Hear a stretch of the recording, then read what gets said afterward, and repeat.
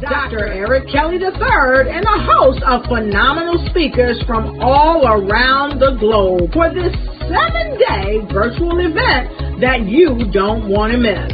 The mission of the Black Business Expo is to raise scholarship money from kids all the way from high school all the way from college. The Black Business Olympics is one of the largest Black business showcases in the world. It is an opportunity for businesses and companies to showcase their businesses globally. We are going to be giving away laptops up to $5,000 away to students.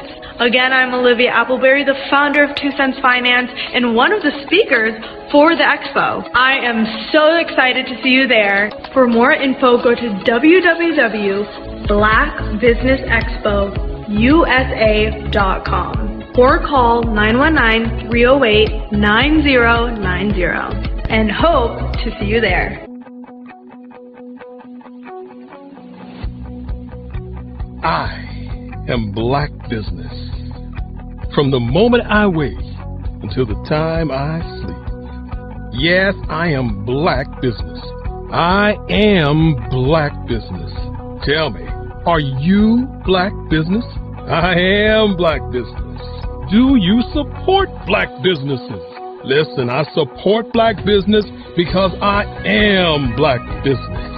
Black Business Expo, one of the largest business showcases in the history of Black business in the world. The world! Sign up today at www.blackbusinessexpousa.com or call 919-308-9090. I am Black business. I am Black business. From the moment I wake until the time I sleep, I am Black business. I am Black business. Are you Black business? I am Black business. Do you support Black businesses? I support Black business because I am Black business. Black Business Expo, one of the largest business showcases in the history of Black America in North Carolina. Join Dr. Eric Kelly III and a host of phenomenal speakers from all around the globe for this 7-day virtual event that you don't want to miss. The mission of the Black Business Expo is to raise scholarship money from kids all the way from high school all the way from college. The Black Business Olympics is one of the largest Black business showcases in the world. It is an opportunity for businesses and companies to showcase their businesses globally. We are going to be giving away laptops up to $5,000 away to students. Again, I'm Olivia Appleberry, the founder of 2 Cents Finance and one of the speakers for the expo. I am so excited to see you there. For more info, go to www.blackbusinessexpousa.com or call 919-308-9090 and hope to see you there. I am Black business. From the moment I wake until the time I sleep. Yes, I am Black business. I am Black business. Tell me, are you Black business? I am Black business. Do you support Black businesses? Listen, I support Black business because I am Black business. Black Business Expo, one of the largest business showcases in the history of Black business in the world.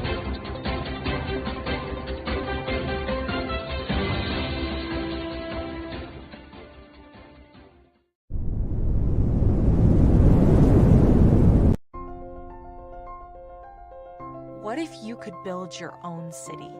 A place where every child can find nurturing people to help them achieve their full potential. A place where every adult can access job training support, where health education is abundant, where social justice ruled the land. a place without limitations. Welcome. You have arrived at STEM City, USA. It is what every city should be. A safe and trusted community where you find people and resources to help you become everything you are and beyond. STEM City is unlike anything you have ever experienced. It is a digital twin of the world around you, only better. STEM City is about energy and soul renewal. It is more than a digital world. You can almost feel the power of live cultural events, music, and theater. STEM City promises a better future for children with caring mentors and hands-on activities with dedicated tutors to support our youth. STEM City is your passport to a healthy lifestyle with weekly events addressing our community's many issues.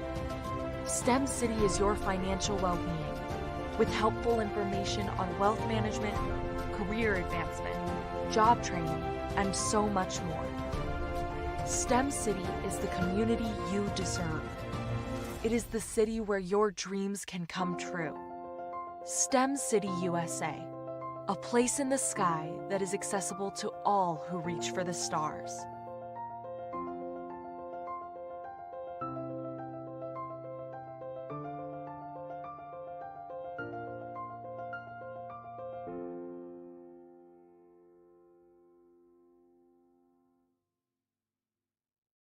Follow the Brand TV broadcast host, Grant McGaw, as he visits with top executives and entrepreneurs to find out their secrets of success with their personal brand. Follow the Brand TV broadcast host as he focuses on brand development to build better relationships, bring value to your business, relationships, and career. You will enjoy listening to each episode that is tailored to speak to you directly. If you're looking for this type of clarity in terms of building your brand, you have tuned into the right station. Each episode will help you to shape a conversation in the 5-star BDM network of 20,000 professionals and become a springboard for your corporate engagement and business opportunities. Each guest will frame their story in the areas of personal branding, business development, career development, financial empowerment, and technology innovation. Grant McGaw explains why he is the CEO and owner of his own professional career. Grant is an accomplished business leader and entrepreneur who wants to give back to individuals to grow their personal brand strategy. Tune in as he weaves his story about new possibilities, while to you exceed expectations. If you love storytelling, this show will make for fun.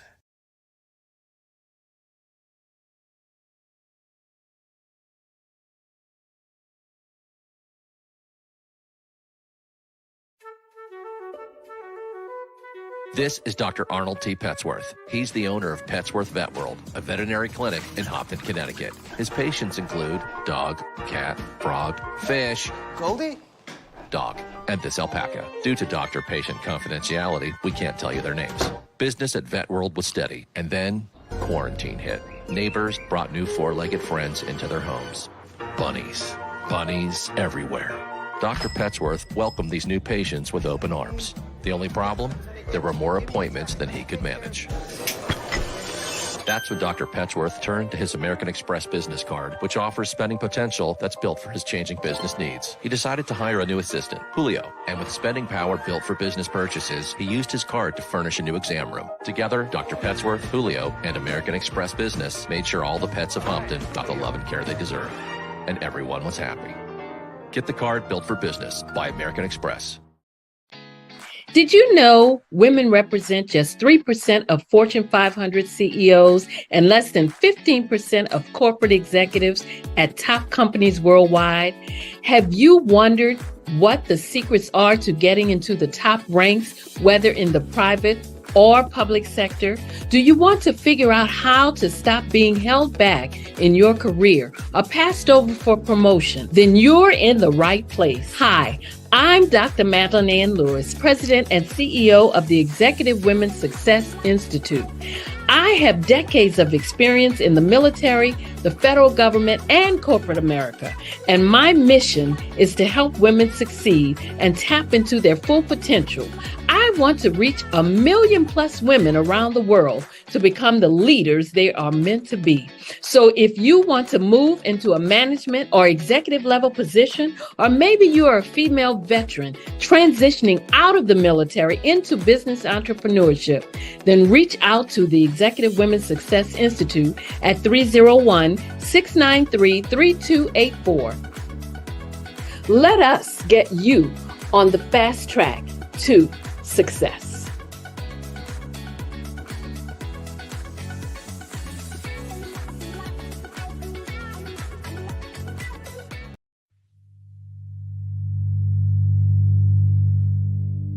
So what we have to do is when we get in the spot, we need to create some spots for us.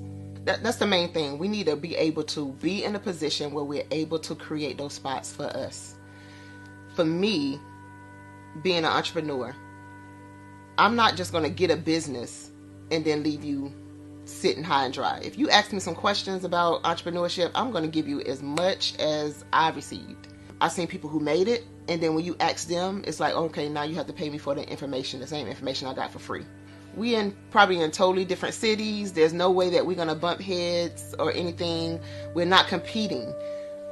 Bring me up with you. And so I just think that whatever education that I have, then I need to be able to give that to my own as well. So create the spots. You can create the spots when you get there.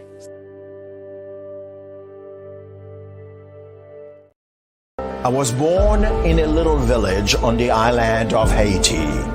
Many deadly diseases pounded me. It is as if they were on a mission to end my existence on this earth.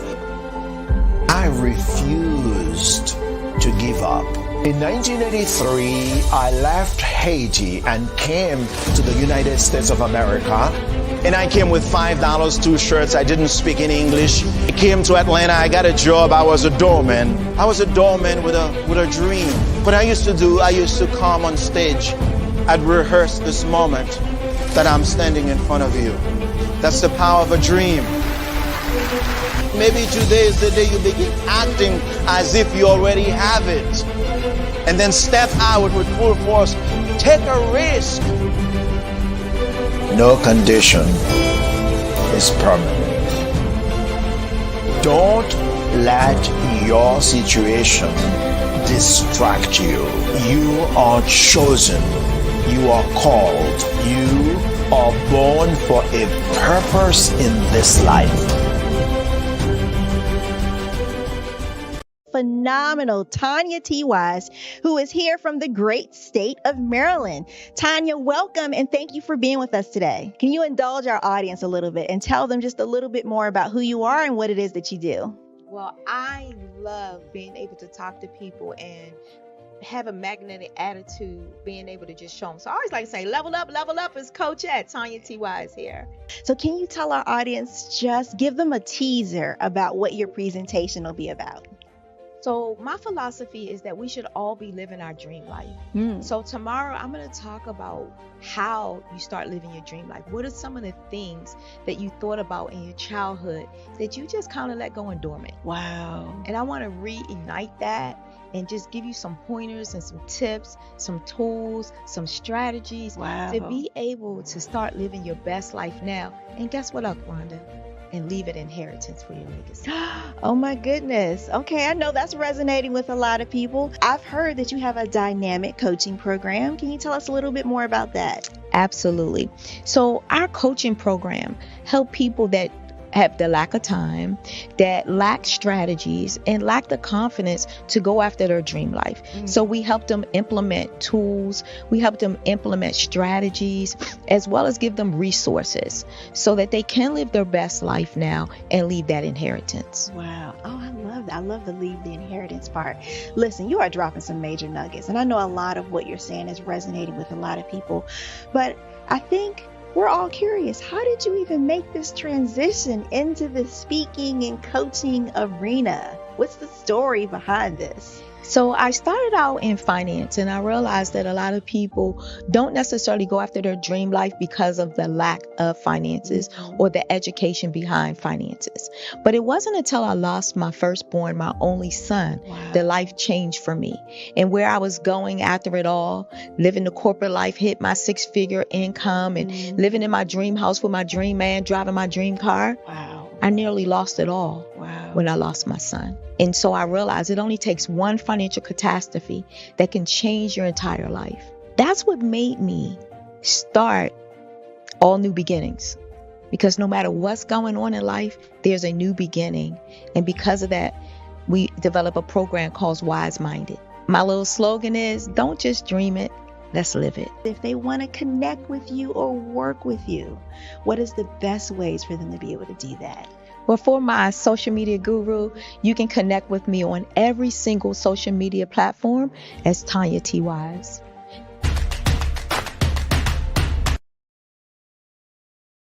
Sometimes you got to hear the news from the Black perspective, and more specifically, Black publishers. And that's exactly why you have to download the Hey Ty app, the largest mobile app delivering breaking news, videos, and podcasts from 200 of your favorite Black publishers. Yes, 200 Black publishers delivering news as it happens, literally all in one app. Go to hayty.com or download the app in the Google Play Store or Apple App Store. It's completely free, along with information that you can trust, so go check them out.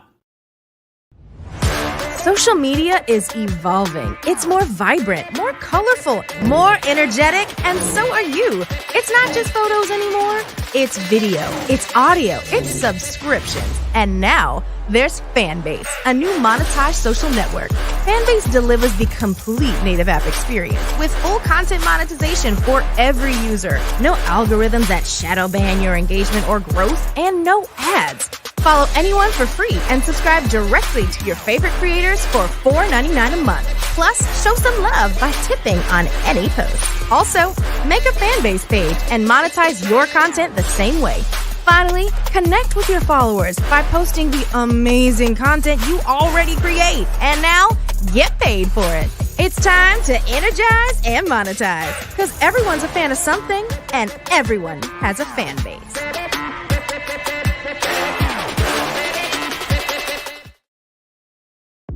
The Black Business Network and Black Business Olympics are essential platforms for Black business owners globally. They provide the tools and support you need to succeed in today's competitive marketplace. Join us today as we collaborate together with businesses from around the world to support our children, students, and young future entrepreneurs, Black businesses and corporations. We raise funds for students going to college and young entrepreneurs who are aspiring to be business owners, and we invite you to be a contributor today. Visit the website www.blackbusinessexpousa.com to connect with and learn more about how the Black Business Network and Black Business Olympics can help you not only share your amazing business story to businesses, but also serve future generations. Hello, my name is David Jones, CEO and co-founder of the Hello LLC, where we help businesses build a culture, brand and experience, and leverage technology to pivot into Web3. Join the Black Business Network streaming live into Roku, Metaverse, STEM City, Black Multiverse Enterprises, Hulu, YouTube, iHeartRadio, Apple, Facebook, LinkedIn, Spotify, Twitch, and Google Podcasts. Tune in, turn on, and let's thrive.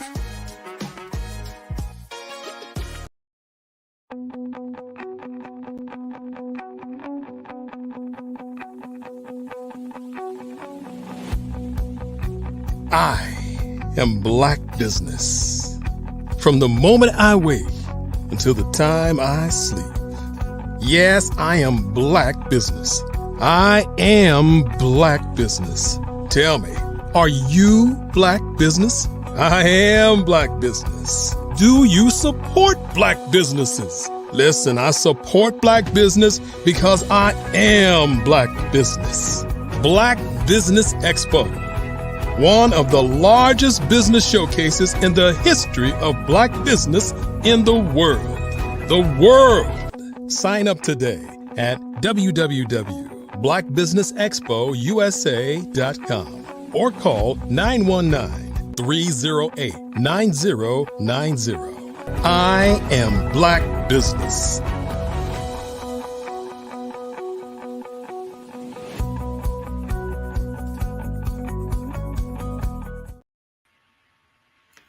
Good morning, business owners, entrepreneurs, and thought leaders and corporations. Welcome to the Black Business Network. My name is Renata Brown. I am your business moderator this morning on the Black Business Network.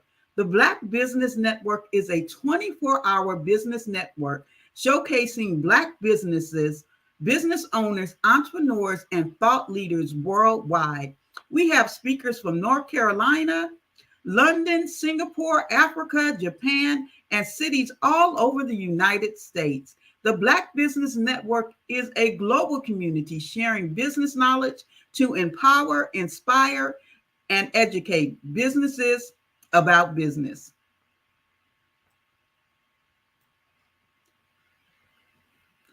This week, we are hosting the literary edition of the Black Business Olympics, showcasing writers, authors, speakers, publishers, agents, and literary enthusiasts. We are really happy to be hosting this week. Our first speaker this morning is Tremel Mitchell. Tremel is a premier keynote speaker, trainer, and leading authority on fatherhood, parenting engagement, and personal improvement energies. Motivates and empowers diverse audience to take action and take control. When he is done with audience, they are ready to meet the challenges of the world around them and unearth treasures that lay beneath them. Tremel focuses on his intentions on motivating, empowering, maximizing their manhood by self-actualizations and rediscovering their true identity. We're so happy to have Tremel join us this morning.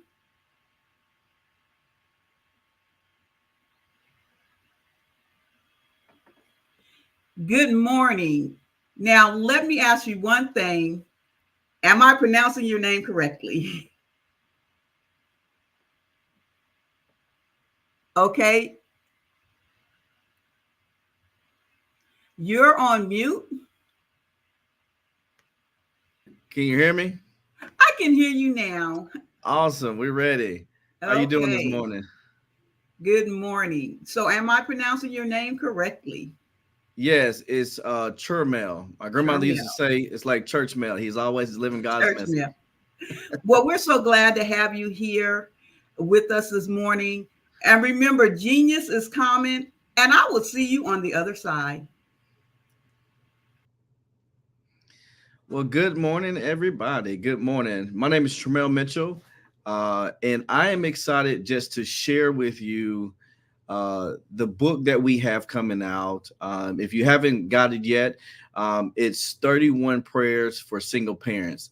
And what I love about when we created this book was really to help individuals who are single parents out there really feel like your voice is being heard.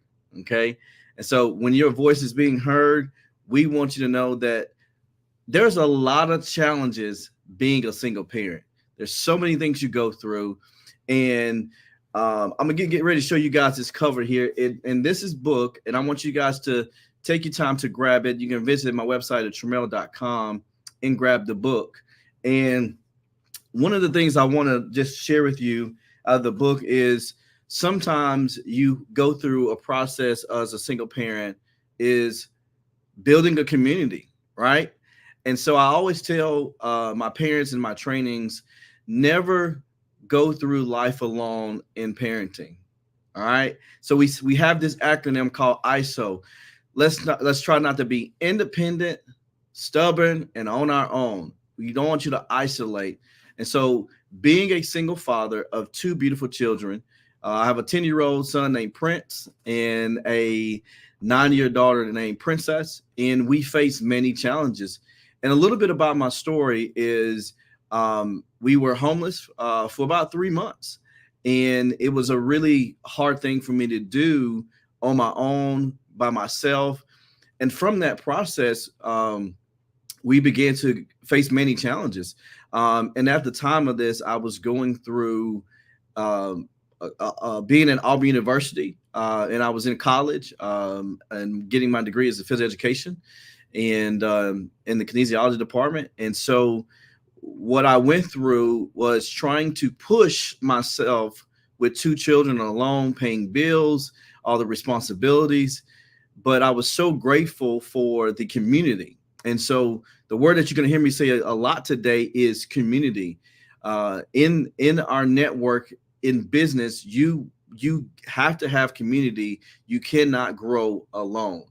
And so going through that process, Auburn University staff and everybody got along around me and supported me, and I was able to finish my undergrad and go through a little bit of master's, got graduate school. In that process, I understood that something was needed more, and I began to look at myself as a single parent, building myself with my degree, building a business, realizing that there was more to it. And so what happened was I started this thing. Somebody said, hey, come to church with me. Come to church with me. Let's pray. And there's some other business owners that I want you to meet. And we start processing this. And I was in the gym, and being in the gym, what happened was I met an amazing friend of mine, Tiffany Chandler, who's very well known globally of what the work she does and just all the great work she does. And she said to me, she said, Mitchell, you need to write a book on prayer because you've been through a lot. And I think that's something you can do. And I processed it, and I processed it over time. And what happened was it began to change.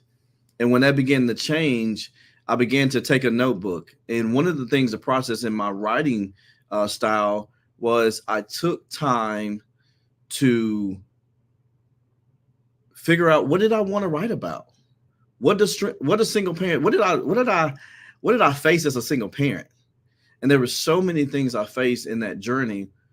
Was finances, right? You know, I'm a one income person. There was many challenges. We were so grateful for the Head Start programs that was locally allowed me to have service in the Head Start programs. And so getting that community support created that way of writing for me. And I began to take this, and we created the book, 31 Prayers for Single Parents. And part of this book is really guiding parents to strengthen themselves as a single parent. Like this month in February is National Parent Leadership Month. And I just want to stop before I go on, is I want to let you know that you are a national parent. You are a parent leader. You are doing really well. And I know there's many challenges when you're facing being a single parent. And this is why we created this book, because we knew that it was going to be something that just give hope to families who are in need. You could be a single father. You could be a single mother. You could be a foster parent. Whatever it is, parenting comes with challenges, right? I see y'all nodding over there. Parenting comes with challenges. And so here's where I believe I'm going to give you 4 key points that it really helped me create this book. And the first point is H. The first H is healing. Okay. The first one is healing. In order for me to really create this book, I had to allow myself to heal. Okay. Going through broken relationships, going through missed opportunities, different job opportunities. There was a process of healing that had to take place. And a little bit more about my story is I am a full-time single father. I've been doing it on my own for about 8 years. And when you have a child who's missing another parent, and that parent is not showing up and won't show up for that child, you have to deal with the internal healing at home. And so the challenges I dealt with is hearing my kids ask, where's mommy? Daddy, why me? My daughter, we've been going through counseling, and she says, Daddy, why is this happening? And I remember as I was writing this book, I said, I need to be able to pray my way through this process. And so praying my way through this process, I began to say, how do I pray for a child that's missing a parent? And this is what we wrote in the book. We began to give you ways to walk through life and strategies to push through as a single parent to process all of this work that could come up in your challenges as a single parent. Okay. And so again, the first one I'm going to give you is healing. And so being able to walk through that healing process, some of my healing process was going to the gym, working out. You know, when you're a business owner, you got to be able to find ways to, there's a lot of stress on you. As an author, you know, you're writing all the time. Sometimes you need to step away from the pages, step away from the pen. And that healing process for me was actually eating healthy, going to the gym, and finding, y'all know it, community. Okay, right. I was getting community. And so by healing myself, I began to understand that I was able to hold opportunities in my life. See, before, without having strategies and having discipline, I was having opportunities, but with a broken mindset. I want you to hear that right now. Sometimes, if we're not careful, we will create if we keep doing what we're doing with unhealthy habits, you create a broken harvest, a broken season. And so that healing process is so key so you can hold on healthy opportunities. Those opportunities came for me from traveling the world, meeting number one speaker, Eric Thomas, and being trained by him and his staff, being able to go to DC and do so many things. So in this journey of this book, I began to write more prayers based off every challenge that I face, meaning being on the road as a single parent, pushing a business as a single parent, because they call this the parent guilt, right? Some of you may feel that the parent guilt is real, you know, not feeling like you deserve a break, not feeling like you deserve a meal on your own. One of the things I've learned as a single parent is I actually once a month, I take myself on a date. I date myself. I say, you know what, this is not a happy meal moment. This is a good meal moment. So I continue to do that once a week. Now, the third point I want to give you is purpose.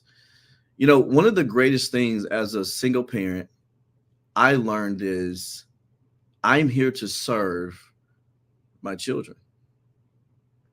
I was put on this earth with a great responsibility to serve. And by serving my children, our relationship began to go stronger. We began to little things as far as sitting at the table, eating. And I want to encourage you today, for all my business owners, we can get so bogged down in our work day to day that we forget as a parent, we need to pause. As much as attention we're giving our business and all the things that we're giving, we want to make sure that we give our children some time. Because children spell love time. And as a father, I want to be honest with you, I didn't understand that because I thought it was all about the grind. I thought it was always about work, and building a legacy. But the legacy was actually not being built because I wasn't building a foundation in time with my children. And so one of the things I do when I get home from work and a busy day, I put my phone down. I want y'all to try that. Write this down. 10 minutes, put your phone down for 10 minutes and have a conversation. Ask questions to your children. Pray with your children. If that's what you do, whatever you do, if you meditate, whatever you do to connect with your child, give your child time. Okay. So that's the purpose. Our purpose is to serve and give our children time. I want you to take a moment right now and ask yourself, take yourself back to when you're a child. Think about those moments where you wanted to share something with your mom or dad. And we began to address a lot of these things in the book, 31 Prayers for Single Parents, because it's not just a book of prayers and meditation. It's a book of strategies. We really went in detail into putting strategies in there to give you applicable things to do on your day-to-day goals. All right. And so the last point I want to give you is energy. I don't know about y'all, But having children, you got to have energy. Okay. You got to have so much energy. I love my children when it comes down to this. They're like, Dad, I want bacon, eggs, muffins, all these things. And let's be real. Sometimes as a parent, we just don't have that energy. And I want to encourage you today is I want you to push through and pour more energy into your child. We talked about the healing process. If that's working out, that's eating healthy. If the opportunity is pulling back off the work a little bit just to give that child 5 or 10 minutes and then going back to work, then also going to the purpose. Are you serving your child today? That's the question. If you haven't anything else I said today is, are you serving your child today? Because as a parent, you sit on my wall. I want you to build yourself and refill yourself and become yourself. Okay. As parents, we go through a lot of struggles, a lot of great moments, but you got to continue to build yourself. What material are you putting in your mind every day? Who are you listening to? What are you reading? You could be grabbing my book today and visit our website and go ahead and grab me a book and say, hey, I need to put something in me. Maybe it's just this little prayer a day. It's 31 days. And and you see it behind me is push, pray until something happens. We all go through life challenges, business challenges, but there is something that I believe is giving myself time to pray it through and process going forward. Okay. And so I'm just so excited to share a little bit more of something out of my book. And I wanted to share it with you because it's so profound. And it's a proverb. It's Proverbs 3, 5, and 6. It says, trust in the Lord with all your heart and lean on your own understanding. You know, there's no manual to be a parent. If you found a manual to be a parent, please let me know. You see my website right there, Tremel.com. Reach out to me. Listen to me, everyone. There's no right way to parent. But the first step to a right way to parent is showing up. Listen to me, dads out there. Listen to me. I want you to listen to me. All my dads out there. My African-American dads out there. I want you to listen to me. Your voice matters to your child. Present and not absent. And I believe that all around the world, we can change a generation when fathers show up. And we're supporting our mothers and mothers supporting dads. Don't forget that. We need moms to support us too. And in this book, 31 Prayers for Single Parents, it is a guide to really strengthen you of your amazing parent powers that you have already. I'm here to tell you and remind you that you all are amazing parents all around the world. You are amazing parents. Don't let your business run you. You run that business. You lead your child every single day. And I'm so excited as I get ready to end with my last point here. Keep showing up every day. I'm an athlete. That's why we have the acronym PUSH. I want you to keep pushing. I don't want you to give up. Don't give up on yourself. Don't give up on your business. I want you to continue to push. Because there's people who need to hear your story. Let me just encourage you, write the book. You can write the book that somebody needs. Your purpose. You are the hope. You are the healing that somebody needs. Your book could be the opportunity that somebody needs to read. By you following your purpose, you can create the energy that can bring life back into somebody's life. To bring that breath back into that life. And so I'm just so grateful this opportunity just to be able to share more about what my book is, 31 Prayers for Single Parents. If you haven't got a copy, go to Tremel.com. You will see it on my website. Or if you want to get it faster, go straight to Amazon, and I'll give you one more showing of the book, 31 Prayers for Single Parents, The Power of Praying Your Way to Victory. I want everyone today just to hear this morning, I want you to win. You all are winners. You all are parents. You're superstars, and your children love you. Just keep pushing. Dads, listen to me. Single fathers, keep pushing. It's worth it. It will be worth it at the end. So I'm so excited. I hope to see you all soon. And I'm just so grateful for this time that I've had with you guys.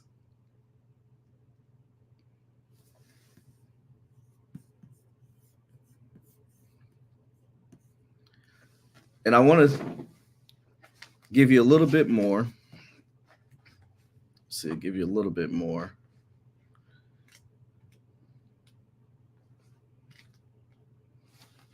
I'm gonna read something to you. Oh, there we go. Okay, go ahead and read what you were going to read, and then I have a couple of questions for you. All right. So financial security and blessing. I believe that financial security and blessing is so important in your business.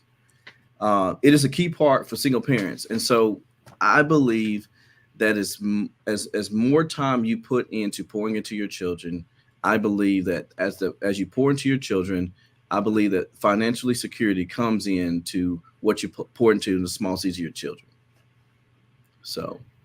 Awesome. Yes, that's very important. So we are in Black History Month, and it's important for the legacy of Black history to come down. What are some of the ways that you're sharing with your children Black history? And do you have any story time or any kind of routine that you have set up? And we know Black history for us is not just 1 month, but it is all year. Yes, one thing we do is we have a book that I purchased. It's called the 50 Black Heroes. And so one of the things that my children do is they have to read it once a day, and they have to tell me something new they learn. Technology is cool now, so now they can get on their phones or tablets, and they do a little research. And so we begin to just have that as our dinner talk. So we call it the Black History Dinner Talk every month. So we got to pick somebody new every day, and they get a chance to do that. So it's always fun and learning. And I learned so many things that I didn't know from them because they like to go searching deep. So I love it. Awesome. Now we know you wrote your book. Have you thought about engaging with your children to write a book? Are any of them budding writers? They are excited. They have definitely, just been able to write the 31 Prayers of Single Parents. Their passion has been how to help children move forward when you're missing a parent. And so that is a coloring book that my daughter wants to do. She's an artist. And so she's going to do the coloring book. And me and my son, we're going to write the book to talk about how do you continue to push through. Most kids, when they are not seeing a parent in the moment, they go through a lot of challenges. And so bullying happens. And so being able to let him use his experience and all the strengths that he's learned over the time. That's awesome. So as a single parent and as an author, what was your process? How long did it take you to write this book? Because you got a lot going on there. Yes. Well, this is the first release. We've written 4 books. I've written 4 books in the last 18 months. And it really just took in time of scheduling. I want to give a shout out to my mentor, Jay Chase. He has a 90-day challenge plan that I've been going through with him. And every 90 days I set goals. And so I said, well, maybe I want to do the first 3 weeks of the book in 60 days. And so I began to just take one day, and I do it one day a week. And so I might write 2 sentences from that. And then that process began lengthy. because when you're a writer, you have to get people to go through your writing. And so a lot of going through that and being humble that you're not going to get it right the first time. I think that was, for me, I was humble. I was like, this is good, but a lot of grammar mistakes, things like that. And so that process was really taking 1 week at a time and making sure I hit those goals. So if I didn't hit that goal, I would stay on that week until we got that week done. And that's important to set those goals as you're going along. So I taught a class called You Gave Birth to the Book, Now You Have to Raise It. Because as writers, we want to get those words out right. And we're happy to express and to get our message. But I tell people writing is a passion, but being an author is a business. So what are some of the marketing tools you use as being in a certain segment? I want single fathers. I want fathers to know. I want men to know, yes, you can write a book and you can do the things, the market. So what are some of the tips that you would give to people, fathers who want to follow in your footsteps and write books? Well, hearing the title of your book, I think I need to get that book too. So I think the first thing is finding people that you trust to really give you feedback. So before we did any marketing posting, I would send it to a group of people, and it takes a team. You know, I'm a busy dad, and so finding somebody, I call them, if they're the guru in that area, don't try to reinvent that cycle. Just go and get trained, humble yourself. And I found a team of people who was able to help me market. We did in churches, we did it in a couple schools. You know, platforms like this. Dr. Kelly has just been such an amazing to allow this platform to be one of those great marketing places. And we hit #2 bestseller in the second day of the first part of the year. So that was just so exciting. And it just wowed me when I woke up that morning. Oh, congratulations on that.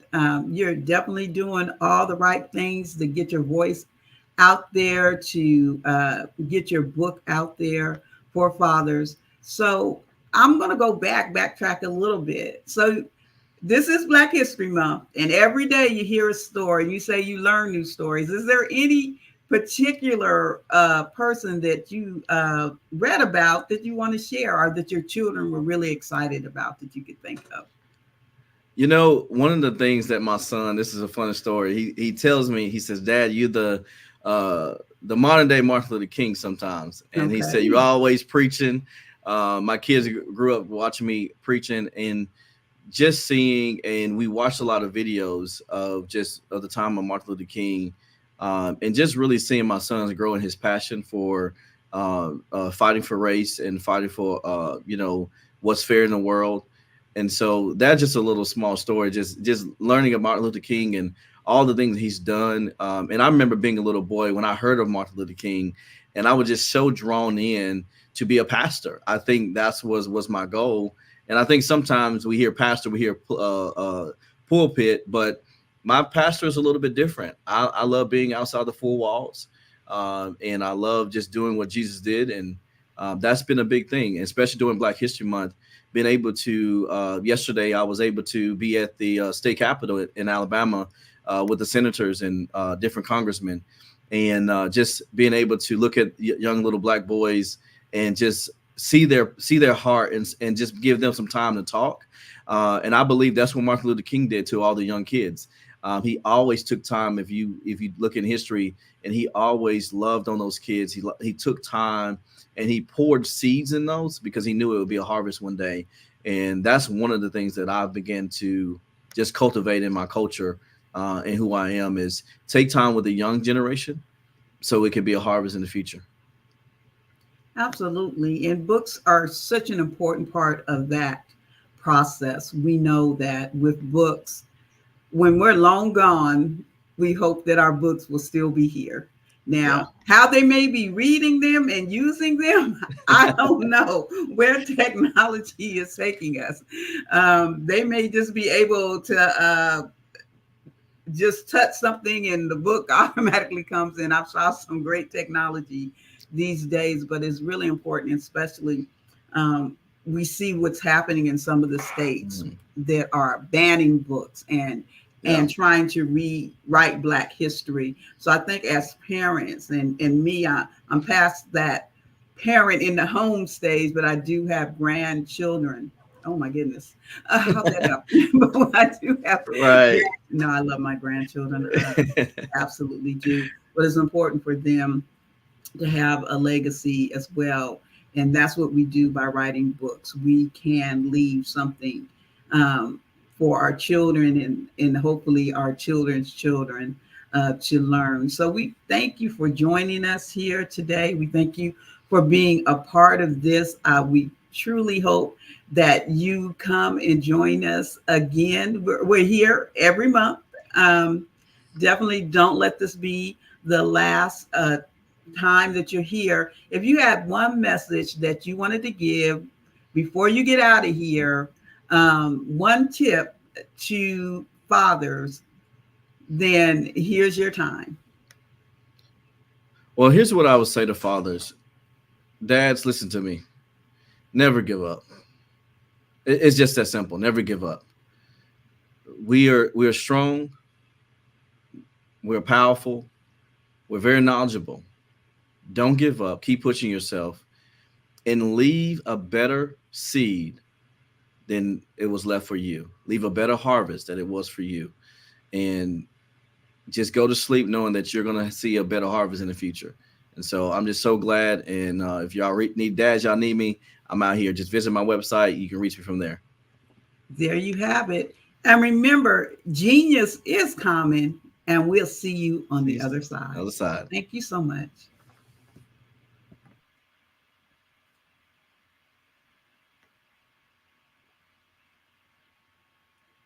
Thank you so much for joining us in this first session this morning.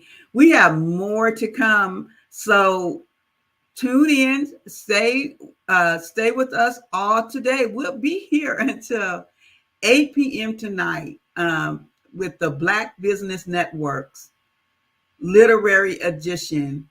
You will not be disappointed. And if you want to become a part of it, contact us. We would love for you to be a part of the Black Business Network Olympics Literary Edition. We'll be here every month, the second week of every month. So there's lots of opportunities for you to participate in the Black Business Expo.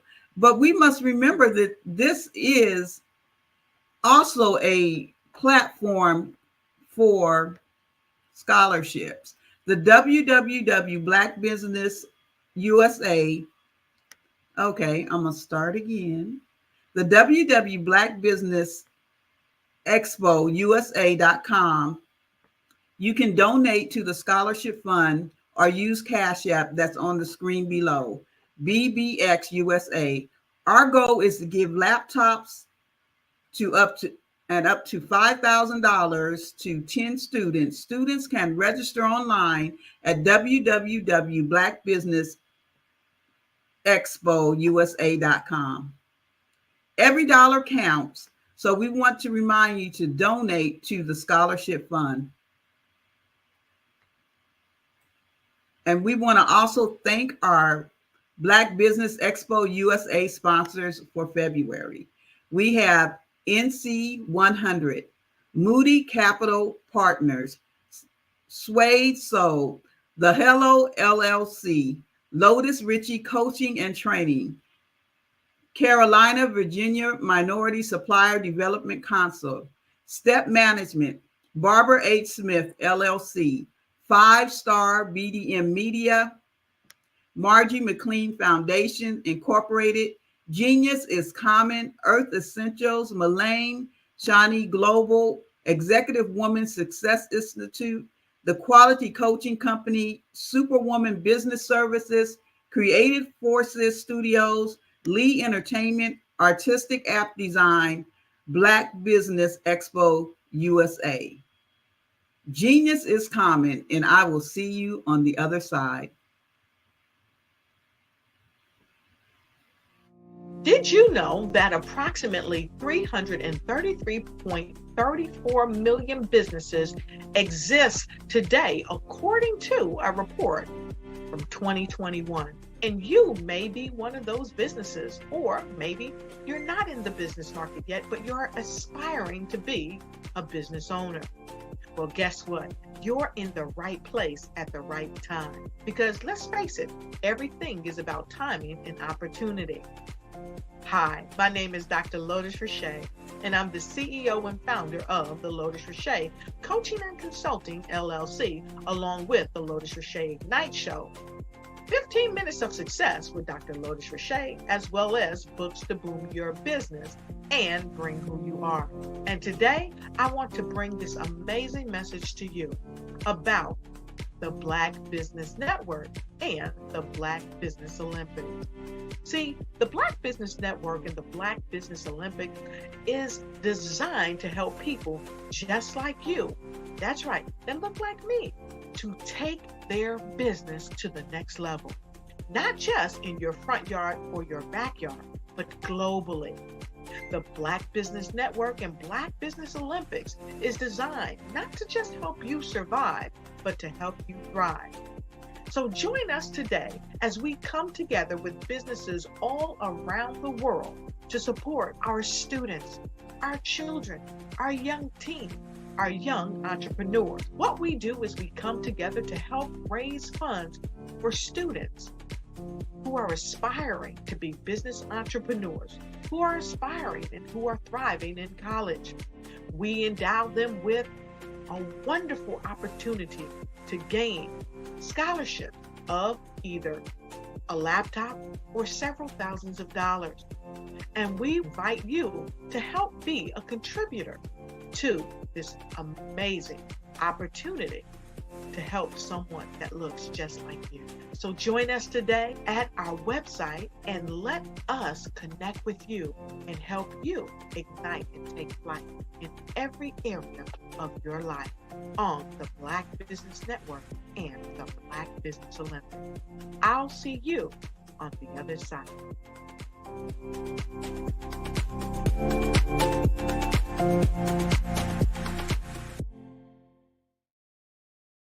The Black Business Expo's mission is to raise funds for high school seniors going to college or K-12 entrepreneurs.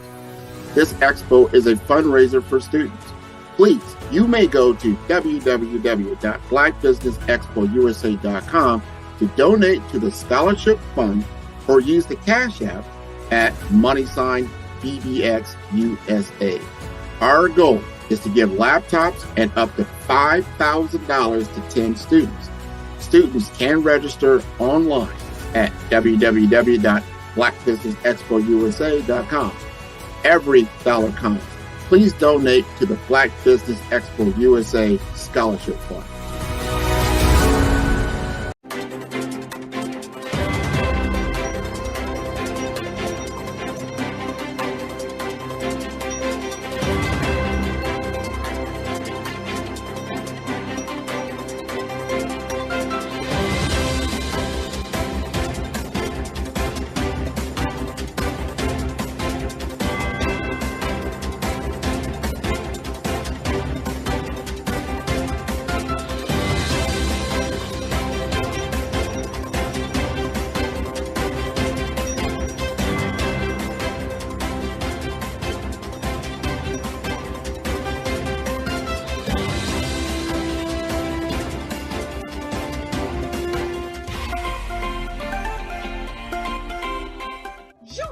Dr. Eric Kelly III and a host of phenomenal speakers from all around the globe for this 7-day virtual event that you don't want to miss. The mission of the Black Business Expo is to raise scholarship money from kids all the way from high school, all the way from college. The Black Business Olympics is one of the largest Black business showcases in the world. It is an opportunity for businesses and companies to showcase their businesses globally. We are going to be giving away laptops up to $5,000 away to students. Again, I'm Olivia Appleberry, the founder of 2 Cents Finance and one of the speakers for the expo. I am so excited to see you there. For more info, go to www.blackbusinessexpousa.com or call 919-308-9090 and hope to see you there. I am Black business. From the moment I wake until the time I sleep. Yes, I am Black business. I am Black business. Tell me, are you Black business? I am Black business. Do you support Black businesses? Listen, I support Black business because I am Black business. Black Business Expo, one of the largest business showcases in the history of Black business in the world. The world! Sign up today at www.blackbusinessexpousa.com or call 919-308-9090. I am Black business. I am Black business. From the moment I wake until the time I sleep, I am Black business. I am Black business. Are you Black business? I am Black business. Do you support Black businesses? I support Black business because I am Black business. Black Business Expo, one of the largest business showcases in the history of Black America in North Carolina. Sign up today at www.blackbusinessexpousa.com or call 919-380-9090. I am Black business. I am Black business. From the moment I wake until the time I sleep, I am Black business. I am Black business. Are you Black business? I am Black business. Do you support Black businesses? I support Black business because I am Black business. Black Business Expo, one of the largest business showcases in the history of Black America in North Carolina. Sign up today at www.blackbusinessexpousa.com or call 919-380-9090. I am Black business.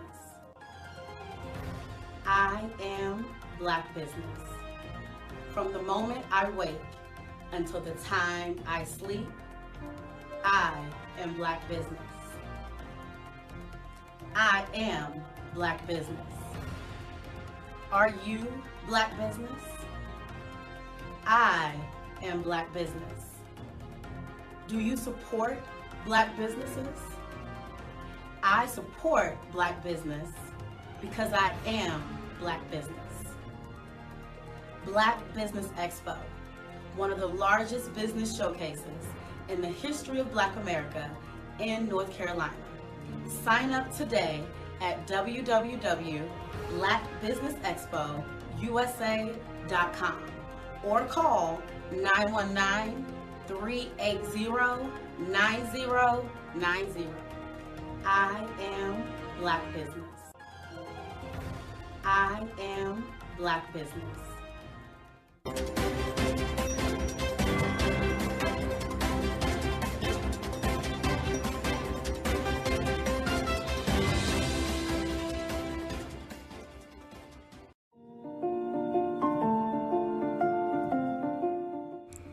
The power of the written word is magic, like fire from the midday sun, like thriving roots from a young tender oak, like ocean waves reaching for the sky, like black voices stretched across a space of regality and purpose.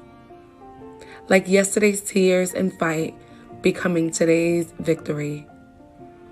The power of the written word is magic.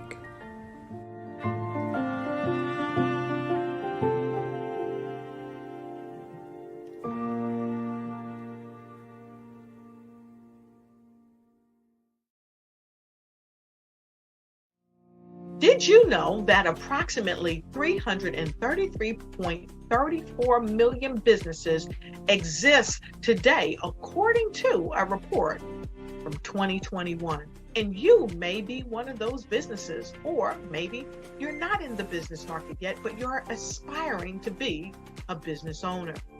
Well, guess what? You're in the right place at the right time. Because let's face it, everything is about timing and opportunity. Hi, my name is Dr. Lotus Richey, and I'm the CEO and founder of the Lotus Richey Coaching and Consulting LLC, along with the Lotus Richey Ignite Show, 15 Minutes of Success with Dr. Lotus Richey, as well as books to boom your business and bring who you are. And today, I want to bring this amazing message to you about the Black Business Network and the Black Business Olympics. See, the Black Business Network and the Black Business Olympics is designed to help people just like you, that's right, that look like me, to take their business to the next level. Not just in your front yard or your backyard, but globally. The Black Business Network and Black Business Olympics is designed not to just help you survive, but to help you thrive. So join us today as we come together with businesses all around the world to support our students, our children, our young teens, our young entrepreneurs. What we do is we come together to help raise funds for students who are aspiring to be business entrepreneurs, who are aspiring and who are thriving in college. We endow them with a wonderful opportunity to gain scholarship of either a laptop or several thousands of dollars. And we invite you to help be a contributor to this amazing opportunity to help someone that looks just like you. So join us today at our website and let us connect with you and help you ignite and take flight in every area of your life on the Black Business Network and the Black Business Olympics. I'll see you on the other side.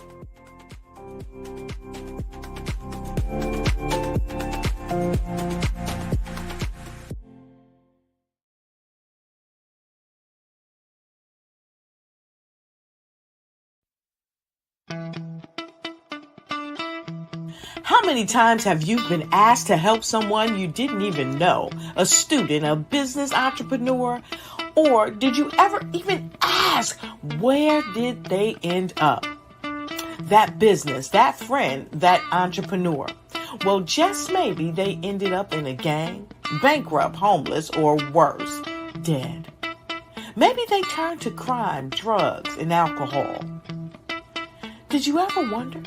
Did you destroy their dream, or was your life always so easy? At the Black Business Olympics, we started a movement to help students complete. Give them hope and foster success. Help them to leave their dreams of providing laptops, computers, and up to $5,000 in scholarship funds.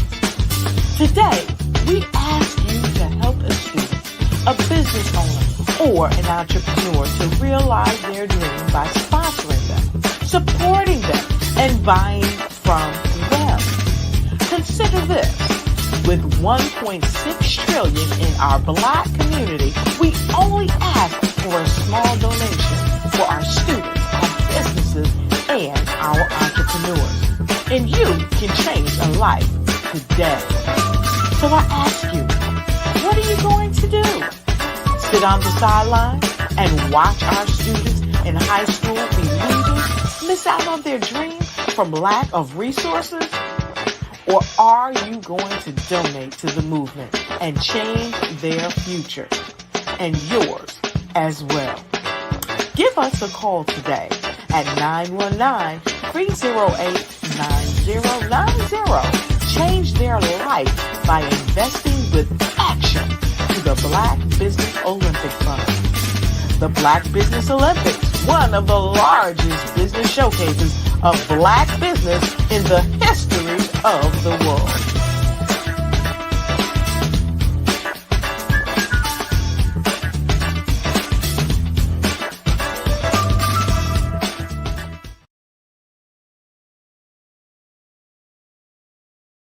Artist to me is a creative expression of something from nothing. You know, it explodes onto the canvas, or it explodes on in my work. One of the things that I try to do more than anything is I try to just give the lines and the movements and emotions and the expressions into to what I do. Art really means to me a chance to express how I feel deep down inside. Most of my art begins as a thought that I might have, you know, whether it's sports, whether it's history, whether it's a woman or a man. It pretty much starts as an idea of thought before I get into the actual image of what I'm going to draw. I do a lot of historical pieces. I was a history minor in college, and I love to do history pieces. And a lot of times I'm thinking about history, and then I try to make that history impact you as you look at it. That's one of the reasons I do pictures so large. People ask me, why do I do the pictures so big? And I tell them, I want the piece to impact them as they're looking at it. To kind of dominate them, dominate their space. And most of my pieces I try to do off page. I don't try to do anything that's going to be in those four corners or in a square. And I want your imagination to be a part of the piece that you're looking at.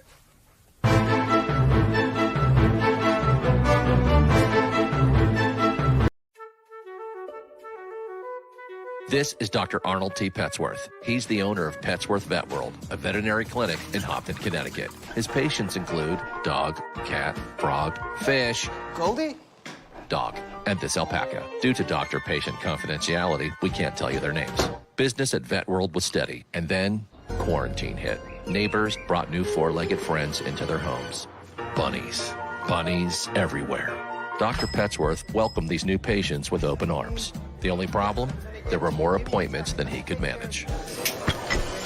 That's when Dr. Petsworth turned to his American Express business card, which offers spending potential that's built for his changing business needs. He decided to hire a new assistant, Julio, and with spending power built for business purchases, he used his card to furnish a new exam room. Together, Dr. Petsworth, Julio, and American Express Business made sure all the pets of Hopton got the love and care they deserve. And everyone was happy. Get the card built for business by American Express. Follow the Brand TV broadcast host, Grant McGaugh, as he visits with top executives and entrepreneurs to find out their secrets of success with their personal brand. Follow the Brand TV broadcast host as he focuses on brand development to build better relationships, bring value to your business, relationships, and career. You will enjoy listening to each episode that is tailored to speak to you directly. If you're looking for this type of clarity in terms of building your brand, you have tuned into the right station. Each episode will help you to shape a conversation in the 5-star BDM network of 20,000 professionals and become a springboard for your corporate engagement and business opportunities. Each guest will frame their story in the areas of personal branding, business development, career development, financial empowerment, and technology innovation. Grant McGaugh explains why he is the CEO and owner of his own professional career. Grant is an accomplished business leader and entrepreneur who wants to give back to individuals to grow their personal brand strategy. Tune in as he weaves his story about new possibilities, while to you exceed expectations. If you love storytelling, this show will make for fun.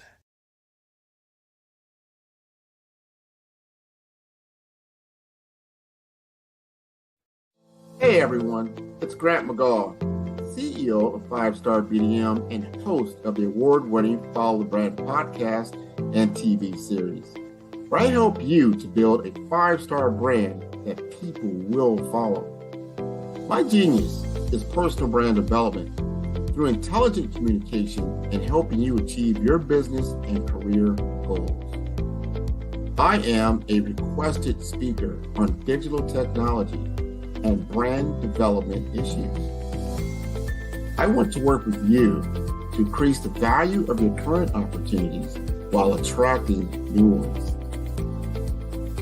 Every one of you is unique, and we all share challenges that can be addressed through smart branding.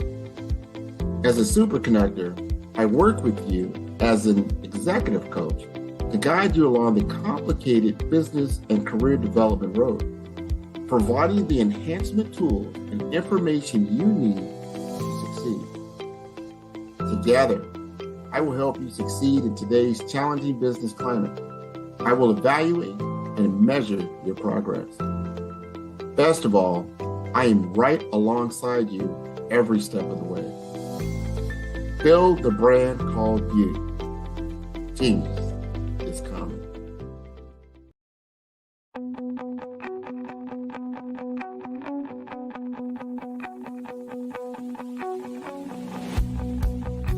I am Black business. From the moment I wake until the time I sleep. Yes, I am Black business. I am Black business. Tell me, are you Black business? I am Black business. Do you support Black businesses? Listen, I support Black business because I am Black business. Black Business Expo, one of the largest business showcases in the history of Black business in the world.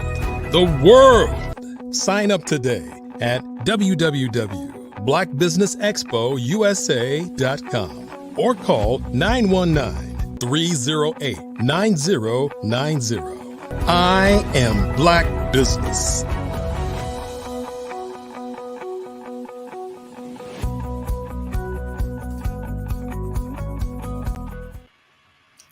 Good morning, business owners, entrepreneurs, thought leaders, and corporations. Welcome to the Black Business Network. My name is Renata Brown. I am your business moderator for this morning on the Black Business Network. The Black Business Network is a 24-hour business network showcasing Black businesses, business owners, entrepreneurs, and thought leaders worldwide. We have speakers from North Carolina, London, Singapore, Africa, Japan, and cities all over the United States. The Black Business Network is a global community sharing its business knowledge to empower, to inspire, and to educate businesses about business. Our next speaker is Clarissa Turner. Clarissa Turner, growing up with two wonderful parents, Kenneth and Nancy Turner, in a faith-filled household. Clarissa Lauren was taught nothing is impossible when you believe. Her parents not only provided, but demonstrated a strong foundation of having faith and having a heart to serve others. As Clarissa grew in her passion, her parents continued to motivate her to strive for success. Their consistent encouragement taught her not to settle for staying within the box, but to strive to reach opportunities outside of the box and to assist others along the way. Clarissa has accomplished numerous things and endured many circumstances. Distractions can make it difficult for us to perform in an optimal level. As her life journey continued, it was imperative for her focus to remain clear. Her vision for her personal life, education, career, and business exemplifies never underestimate the power of focus. Clarissa believes you can always progress forward in your journey of life. That's the good news.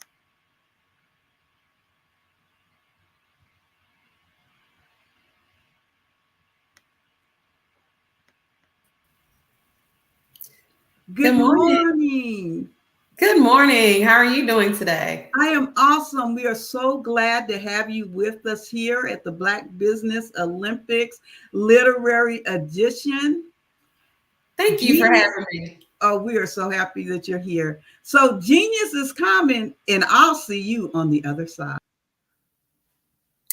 Thank you. Good morning, everyone. I am here to express the importance of literacy. I am an author, Clarissa Loring Turner, of the book, The Power of Focus. Yes, this book is about personal development.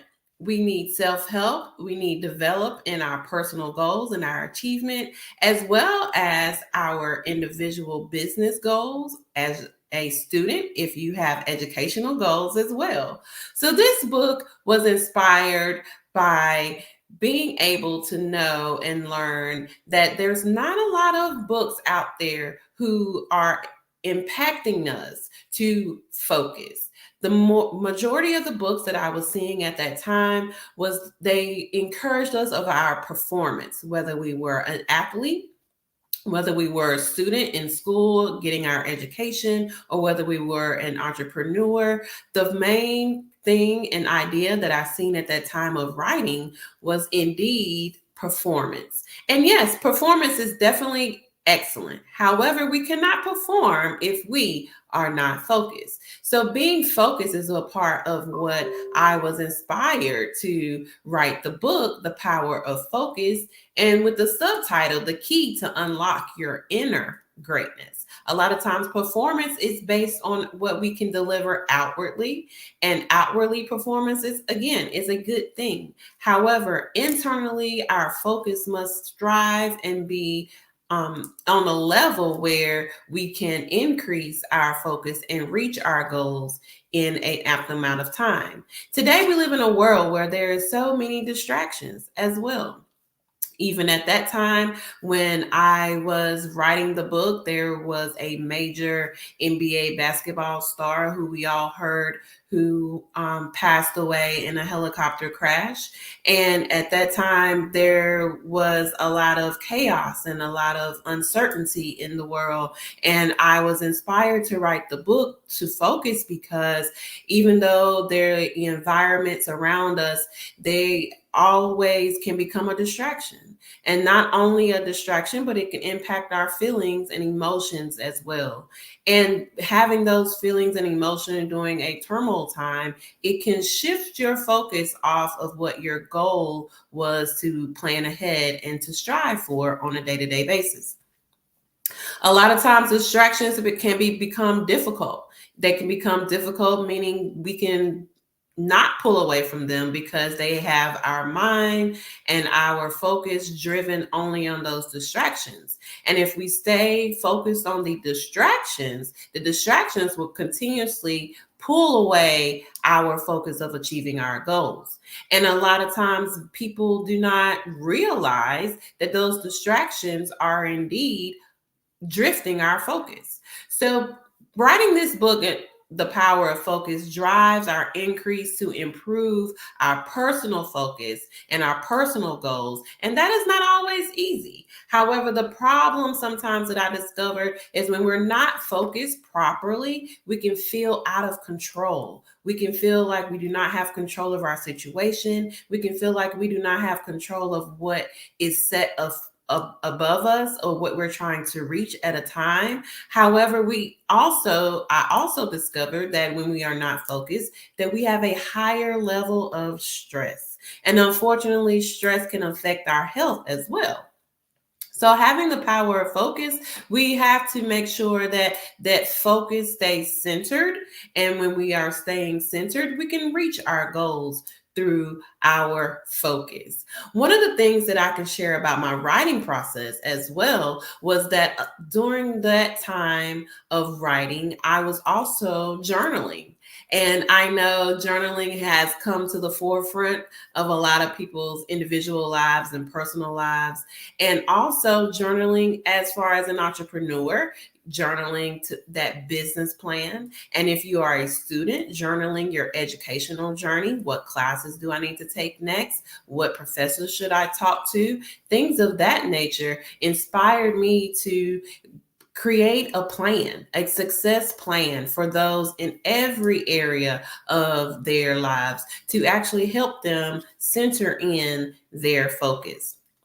So my journey of writing process truly began with journaling. And when it came to the forefront of the circle of sisters and friends that I was around, they inspired me to produce the book. They inspired me because a lot of times when we would go out to dinner and things of that nature, after our conversations, they would always tell me, you know, you are very inspirational. You have gave me a different perspective. You have triggered something in me that I need to plan better. I need to focus better, and you should write a book. And, you know, I took that to heart. I took that to heart because I never, ever imagined that I would be an author. I love reading. I enjoy reading other authors and their work and literary work and personal development work. However, I never thought in my day that I would actually be an author. But hearing those encouraging words from those who are around me, and your environment, of course, is also very important. That inspired me to begin to write a book.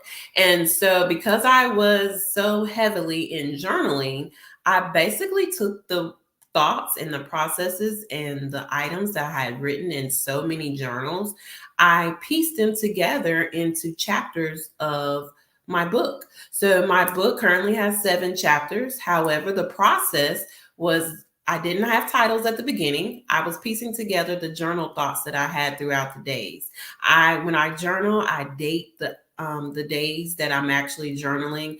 I put subheaders and things of that nature in my journals as well. And that journaling basically came together with the book and the formatting of the book.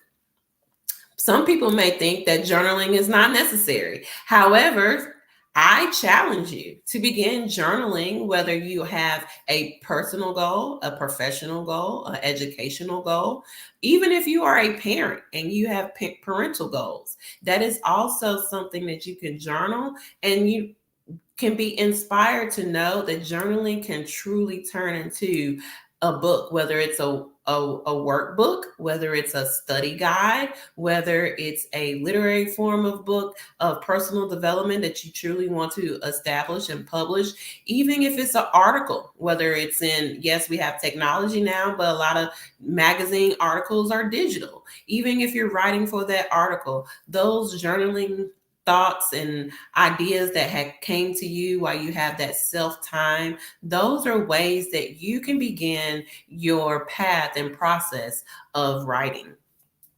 So as far as rituals and things of that nature, when it comes to writing, me personally, I have a chapter in my book, chapter 5, called How Highly Successful People Develop Self-Discipline. Yes, that is the key. Self-discipline. When you have self-discipline and you're writing that book, you can truly, truly, truly be successful. A lot of times people also have the desire to have a mentor. Having a mentor can keep you accountable, hold you accountable of your self-discipline when there is times that you want to go off focus or stray away. So a lot of times I can leave you with a few tips also with rituals and routines that you can do when you are producing or beginning in the beginning phrases of your book. I first encourage people to have a vision. Yes, I know a lot of people hear that word all the time, but a vision is knowing exactly what you desire to do, exactly where you want to accomplish and what you want to achieve. And that knowing that vision, then later on, you are able to decipher the steps that are necessary to reach that vision as an author. And also make sure that you prioritize. Yes, prioritize. And when I say prioritize, Some people are able to write an entire book in one day, right? And some people, it takes months or even time frame to prioritize the writing and things of that nature to form and shape the book into presentable concepts for the reader. So if you prioritize, as far as, for example, today I'm going to write the conclusion of my book. So when you are writing the conclusion of your book, make sure that you're focused again on the conclusion of your book. We want to make sure that your mind doesn't drift off while you are writing that conclusion. And the conclusion doesn't have to be perfect. And that's when we later on get into editing and things of that nature. However, writing your thoughts, writing how you feel, putting them on paper, and focusing on the priorities that you have set. And then the next priority you may have is say, hey, you know what? Today I'm going to write 2 chapters of this book, and not necessarily putting them in the same order that it may be in the book once it's published, but saying that you're going to sit down and focus on 2 chapters for that particular time frame. That will assist you when you are piecing the book together. So prioritize is the second thing. The third thing I would say to do is definitely say no to distractions. Yes, it can be truly, truly hard when we have social media, we have notifications going off time and time again, our cell phones are ringing, we have notifications on our laptops, our iPads, things of that nature. Sometimes they have a feature that many people do not use called do not disturb, right? So using those features, do not disturb, allows you to say no to distractions. When we set a time frame of when we're going to begin writing our book and writing pieces or developing areas and ideas of the book, it's important to say no to distractions, because while the distraction can, again, as I stated earlier, pull you away from what you are trying to prioritize for the day. So the fourth thing I would say would divide your goals. I say this phrase all the time. A goal without a plan is a wish. Yes, a goal without a plan is a wish. So we must divide our goals and plan out what you have set for the book. For example, if you are determining to write a book and you want to make sure that you reach out for someone to do a foreword for your book, plan out the time frame that you will be able to contact the individual, give a meeting or a deadline to the individual as well. That would be a goal that you can prioritize and divide, because the forward, of course, comes at a later time of the book. However, we have to give that individual that we reached out to create the forward of your book time to pen their thoughts to paper, and also be able to return that information back to you before publishing. And then the last thing I would say, as far as a ritual or routine for yourself, would definitely be to reward yourself. Yes, reward yourself. Make sure that you are patting yourself on the back for those goals that you have already accomplished. You have already written 2 chapters today. You know, next week I'm going to be motivated and I'm going to write the 3rd chapter or the 4th chapter of my book.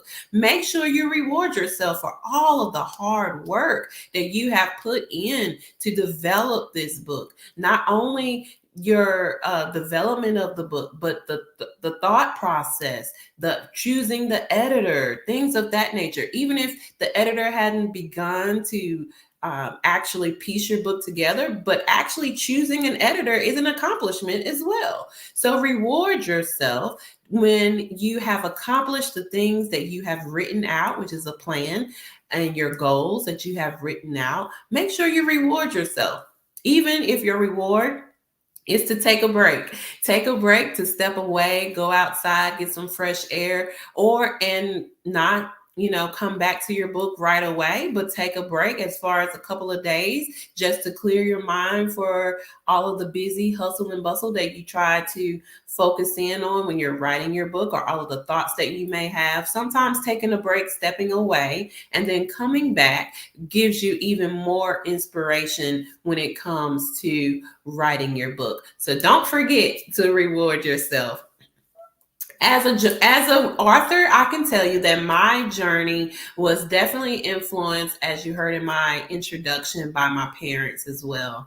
My parents are wonderful, and they are well known in their community.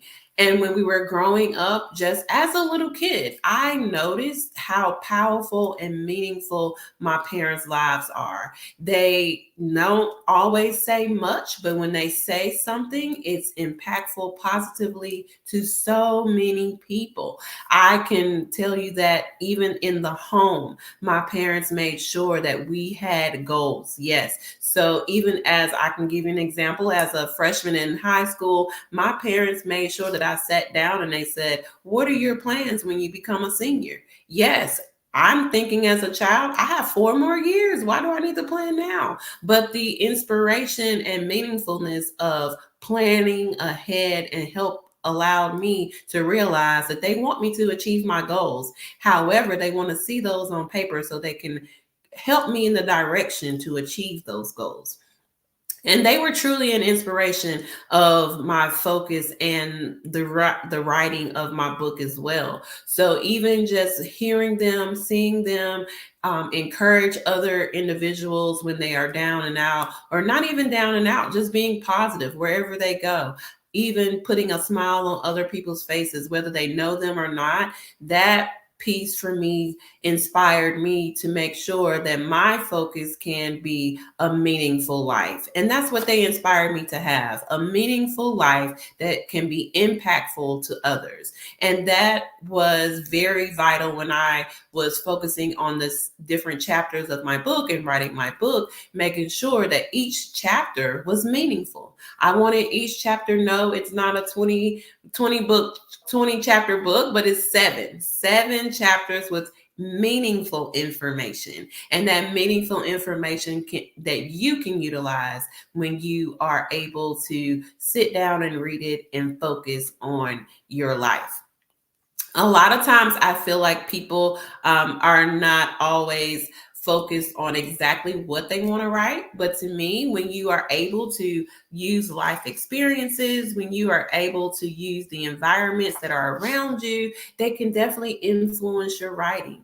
A lot of my book, I know that I would love for my book to inspire also entrepreneurs, as I stated earlier, political leaders, even HR departments, right? Because even in corporate America, we have to stay focused in accomplishing our job, accomplishing our daily tasks, making sure that our to-do list, whether it's serving clientele or whether it's customer service or however the position that you hold currently at your job, those are things that can be meaningful to others when you have the focus of what your task is definitely in for you and is for to do.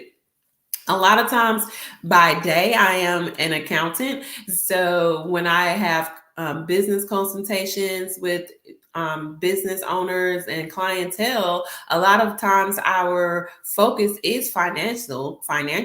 However, I do also understand that having a planning it all out, prioritizing, as I stated earlier, and also having a vision also for the business can impact their focus and what they need to focus on.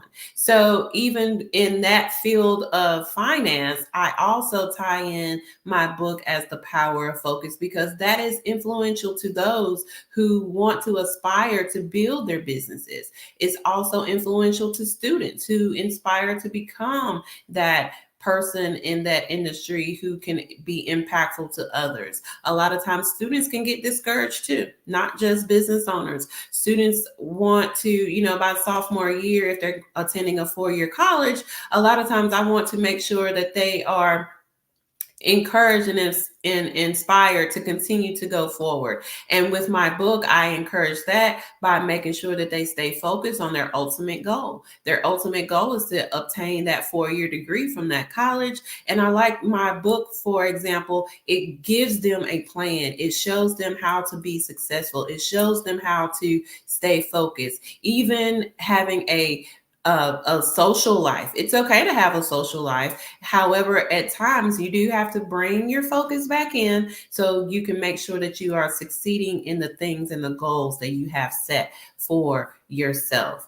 And I do want to say that even when you have influencers, when it comes to writing, a lot of times you're pulling different pieces from the influencers of writing. For me personally, I do enjoy reading the Bible. I enjoy parables of the Bible because those parables bring things to nature, to our mind that we may not be able to see in a different, if it was worded differently. So I enjoy reading the Bible and the parables that I can apply to my life. Another author influencer is John Maxwell. I enjoy the book No Limits. Excuse me. Blow the cap off of your capacity. And I enjoy John Maxwell because, again, he's a self-help personal development, and he causes us to think in a different perspective. And the third book influencer author that I enjoy is Valerie Burton, and she has a book called It's About Time. And that book definitely inspires me to give me a different outlook on time and how time can influence us as an author. And so those are the three influencers that I enjoy reading, and their parables as well. And also when you are writing, it's always good to make sure that you think about experiences in your life that other readers can be relatable to.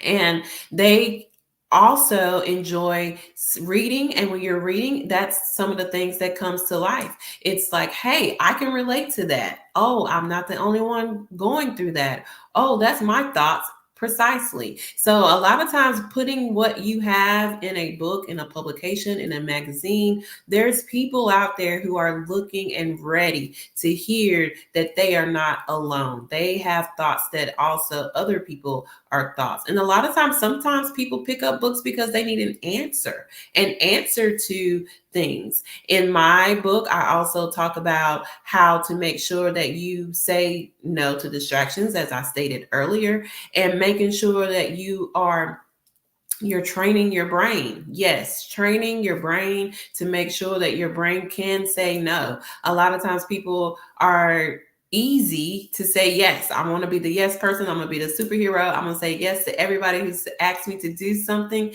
But sometimes saying no and taking that self-time, it's okay. It's okay to say no because you have to focus, yes, on the things that you have planned. Also, some of the readers who read my book also talk about what I say, how the effects of being out of control affects their health. They lose sleep. And I have a chapter in my book also talking about rest. Rest is important. Rest is important to make sure that we are giving ourselves 100% the day after day, and making sure we give our mind and our brain, as I said earlier, training our brain. It gives our brain time to rest. It gives our brain time to mellow out. It gives our brain time to make sure that it can function at a good capacity with the correct energy and positive energy if we have rest. So a lot of times I influence and empower people to rest as well. And some people say, I don't have time for rest.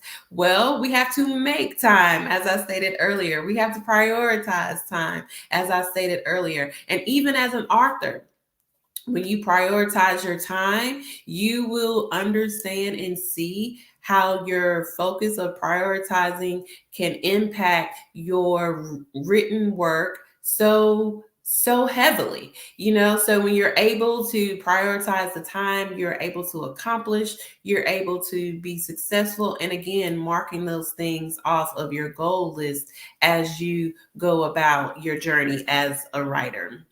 And even when I think about social justice and social inequality, a lot of times we also have to understand that even as an author, our writing has to influence those areas as well. And even in my book, I talk about love what you do. Even as a social advocate, you can love what you do.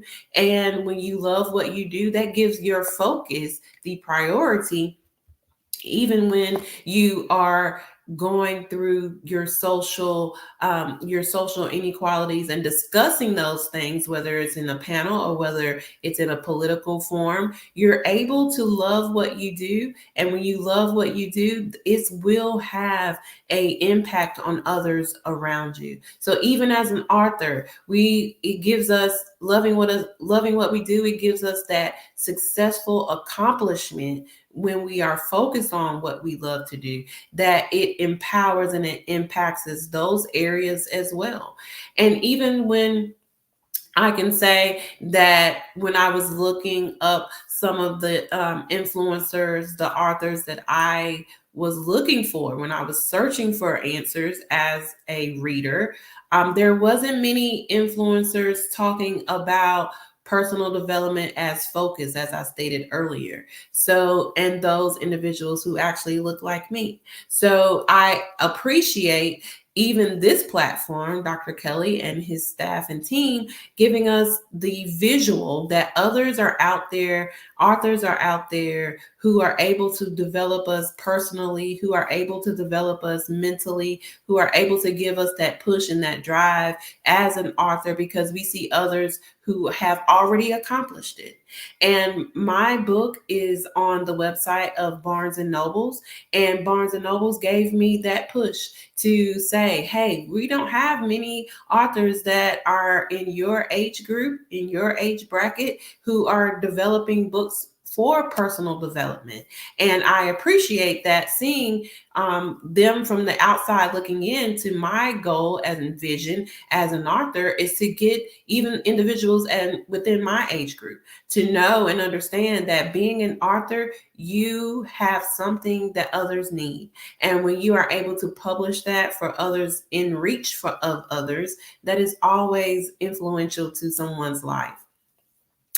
And the advice that I could give to authors today as well is to rise above your feelings, right? When we know we need to accomplish something, sometimes our feelings can get in the way. Our feelings can be detrimental to our goals. And I know detrimental can be a harsh word. However, they can stop us. There's many of times, even in my life, my feelings took over, and my feelings allayed a lot of goals that I wanted in the earlier part of my life. They were dormant, and they were dormant for a long time because I could not rise above my feelings. I always felt like someone owed me. Somebody should be giving this to me. I shouldn't have to work hard for it. However, when I was able to rise above my feelings, that's when I was able to set goals out. I was able to plan things out. I was able to network. I was able to collaborate, knowing that there's others out there who could push me along the way. And please don't feel like you're ever alone when you need to rise above your feelings. Sometimes people need to talk it out. Having someone that you can talk to about your feelings and getting it out, not holding it in, that assists us even as authors. We have to rise above our feelings to get things out. And that's why I also encourage journaling. That's one form of getting things out of your mind, out of your brain, and putting it on paper, because that influences the way that we write and the genre that we're trying to reach, and even the actual audience that we're trying to reach as well. So I encourage you to rise above your feelings. And also I encourage you to stay consistent. Yes, consistent is key.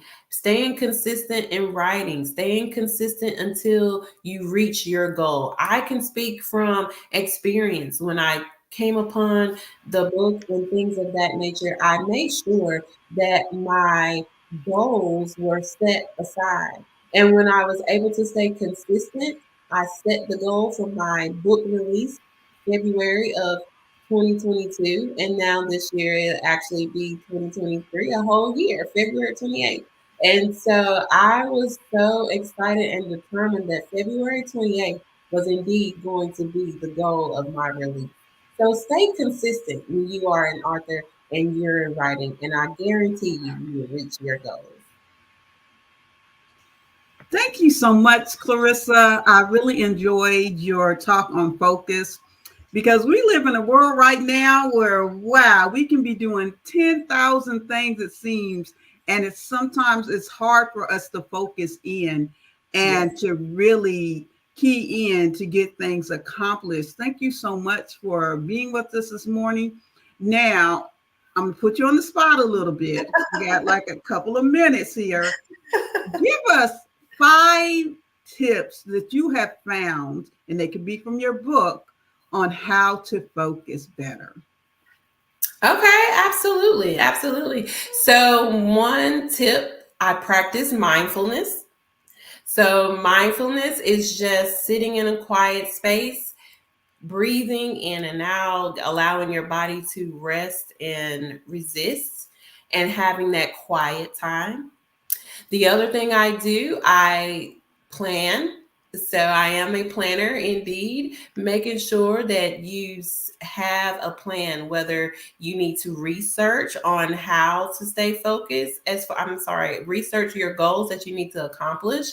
So planning it out, and that would be the second one.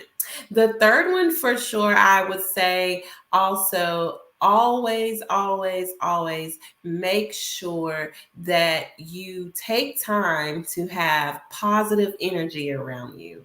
A lot of times we are influenced by the negative, as you stated earlier, the negative in the world and things of that nature, but we don't want the negative to outshadow our positive focus. So surrounding yourself with positive music, positive podcasts, positive things that will energize you in a positive way will align your focus.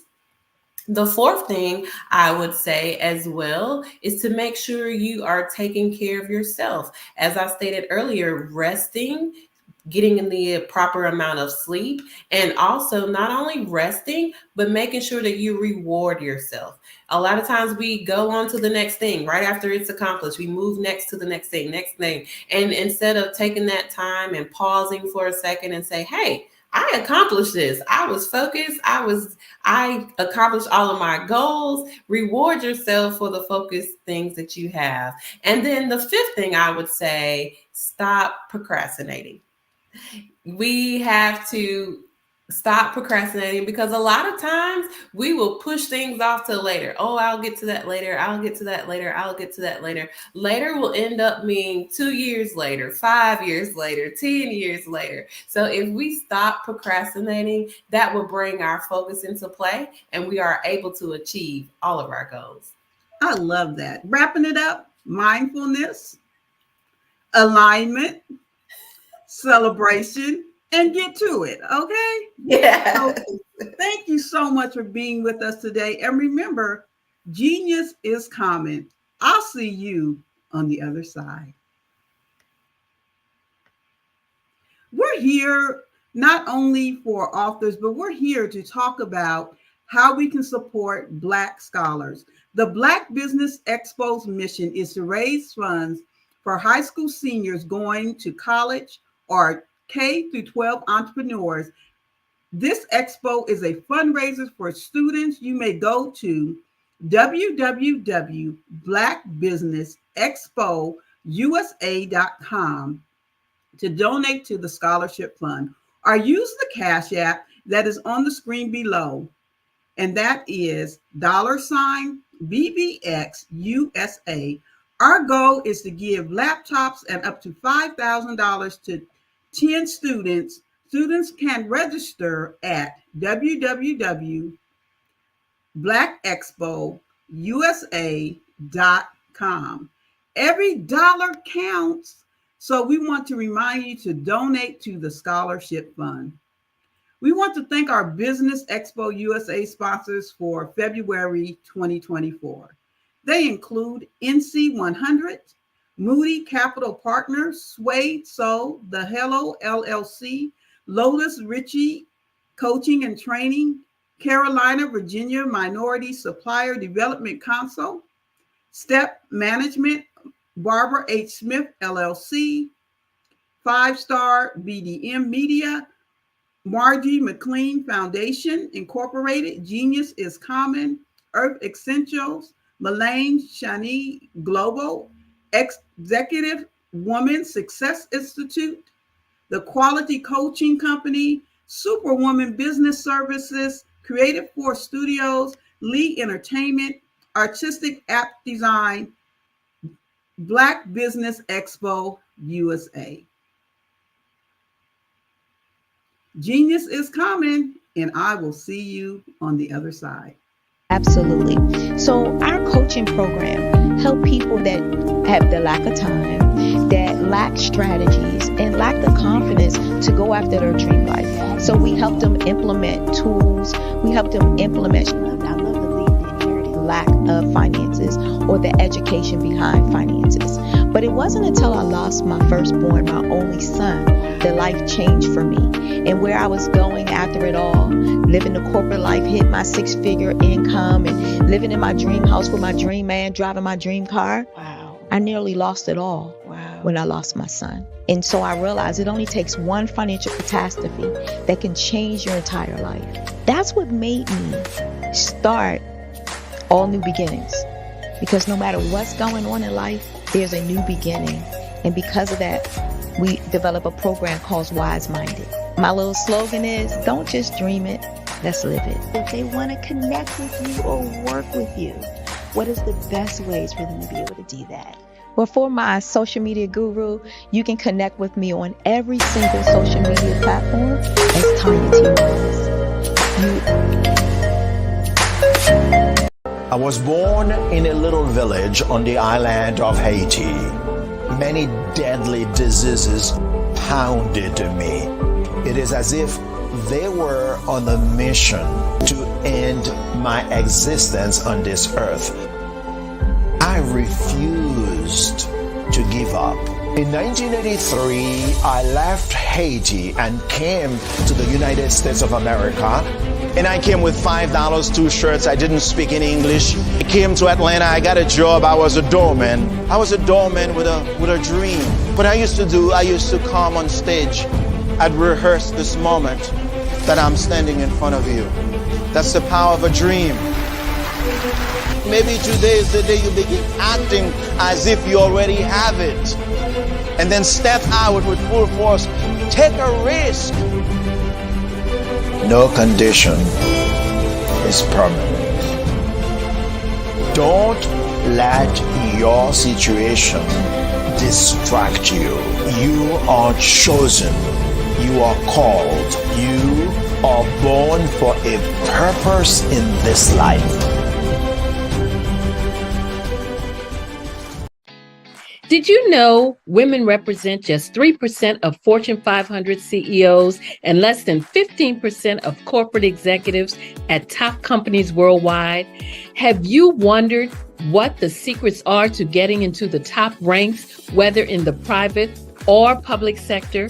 Do you want to figure out how to stop being held back in your career or passed over for promotion? Then you're in the right place. Hi, I'm Dr. Madeline Ann Lewis, President and CEO of the Executive Women's Success Institute. I have decades of experience in the military, the federal government, and corporate America. And my mission is to help women succeed and tap into their full potential. I want to reach 1 million+ women around the world to become the leaders they are meant to be. So if you want to move into a management or executive level position, or maybe you are a female veteran transitioning out of the military into business entrepreneurship, then reach out to the Executive Women's Success Institute at 301-693-3284. Let us get you on the fast track to success.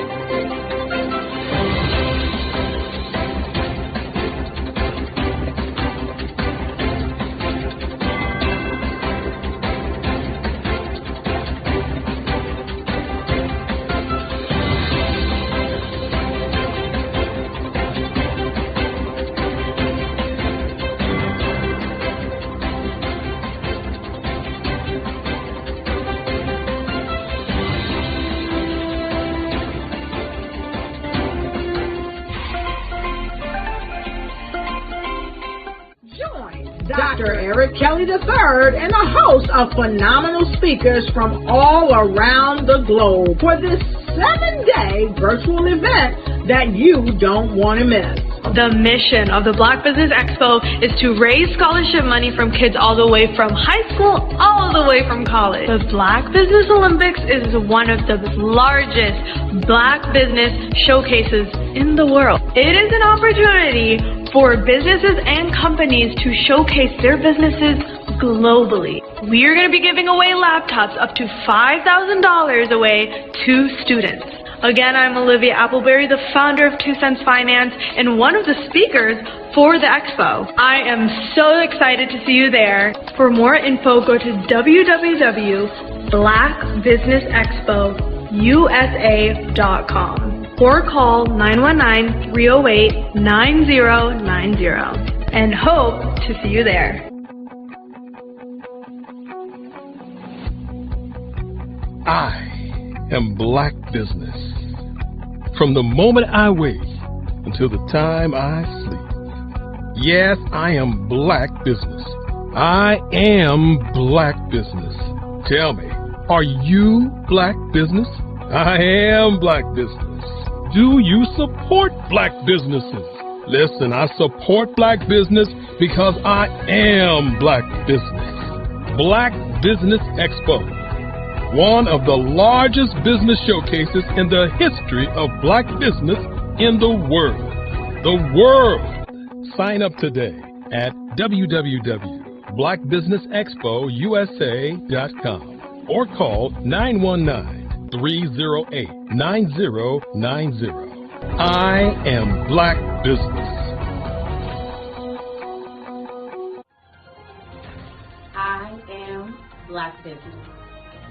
From the moment I wake until the time I sleep, I am Black business. I am Black business. Are you Black business? I am Black business. Do you support Black businesses? I support Black business because I am Black business. Black Business Expo, one of the largest business showcases in the history of Black America in North Carolina. Join Dr. Eric Kelly III and a host of phenomenal speakers from all around the globe for this 7-day virtual event that you don't want to miss. The mission of the Black Business Expo is to raise scholarship money from kids all the way from high school, all the way from college. The Black Business Olympics is one of the largest Black business showcases in the world. It is an opportunity for businesses and companies to showcase their businesses globally. We are going to be giving away laptops up to $5,000 away to students. Again, I'm Olivia Appleberry, the founder of 2 Cents Finance and one of the speakers for the expo. I am so excited to see you there. For more info, go to www.blackbusinessexpousa.com or call 919-308-9090 and hope to see you there.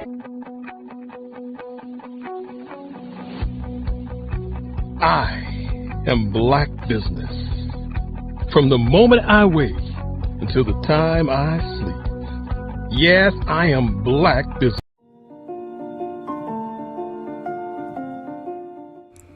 The power of the written word is magic. Like fire from the midday sun, like thriving roots from a young tender oak, like ocean waves reaching for the sky. Like Black voices stretched across a space of regality and purpose. Like yesterday's tears and fight becoming today's victory. The power of the written word is magic.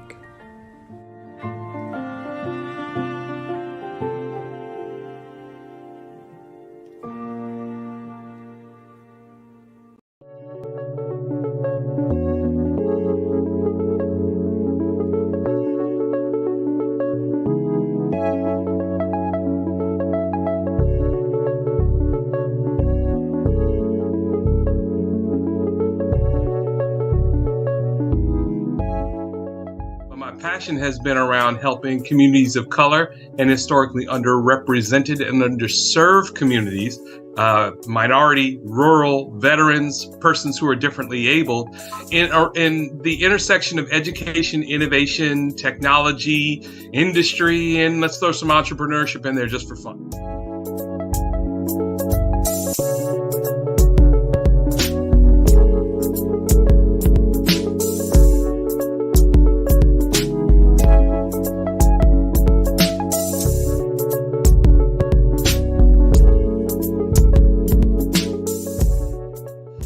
See more around innovation, incubators, accelerators. I love the idea of going from innovation to commercialization.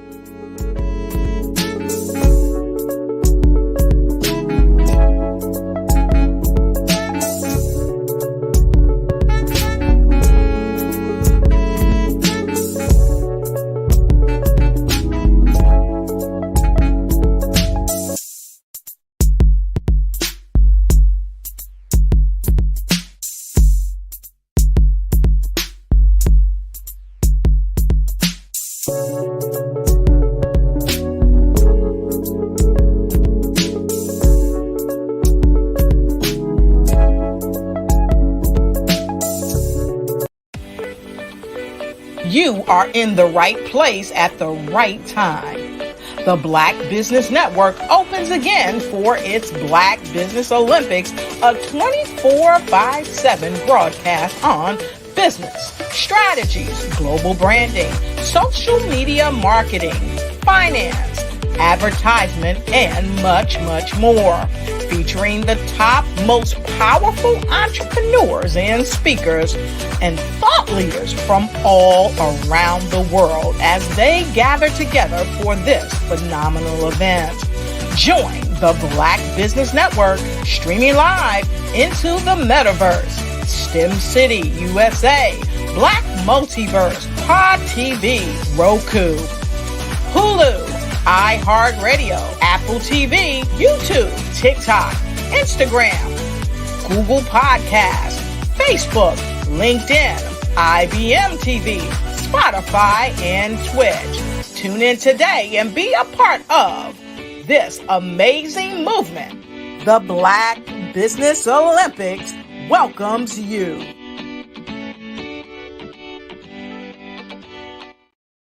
Hello, I am Dr. Eric Kelly III, the visionary strategist and founder of the Black Business Olympics. I invite you to showcase your Black-owned businesses on the Black Business Network global stage. The Black Business Olympics is a global Black Business Network platform that propels Black-owned businesses into the international spotlight. By showcasing your business on the Black Business Olympics platform, you can reach a worldwide audience of potential customers, partners, and investors. You can also establish yourself as a thought leader and expert in your field, attract lucrative partnerships, and more speaking engagements.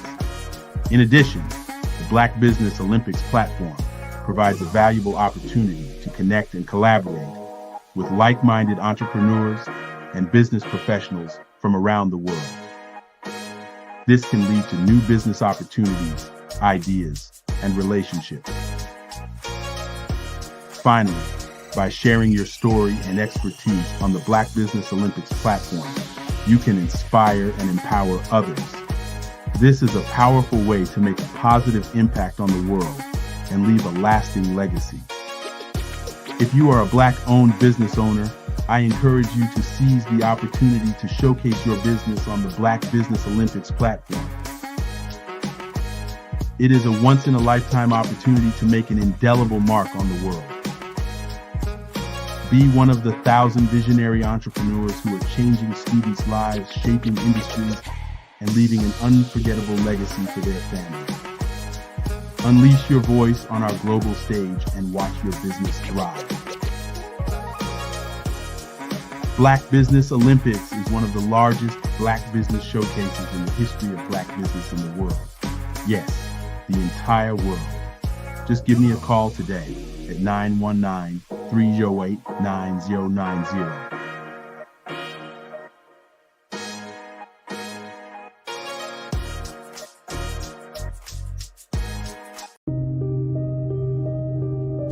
The Black Business Expo is changing my life. This year, they are giving away laptops and even $5,000 in cash to students just like me. I'm Alexis, and I want to go to college to fulfill my dream of becoming an entrepreneur. Help the Black Business Expo going to www.blackbusinessexpousa.com and also becoming a vendor, a sponsor, or donating.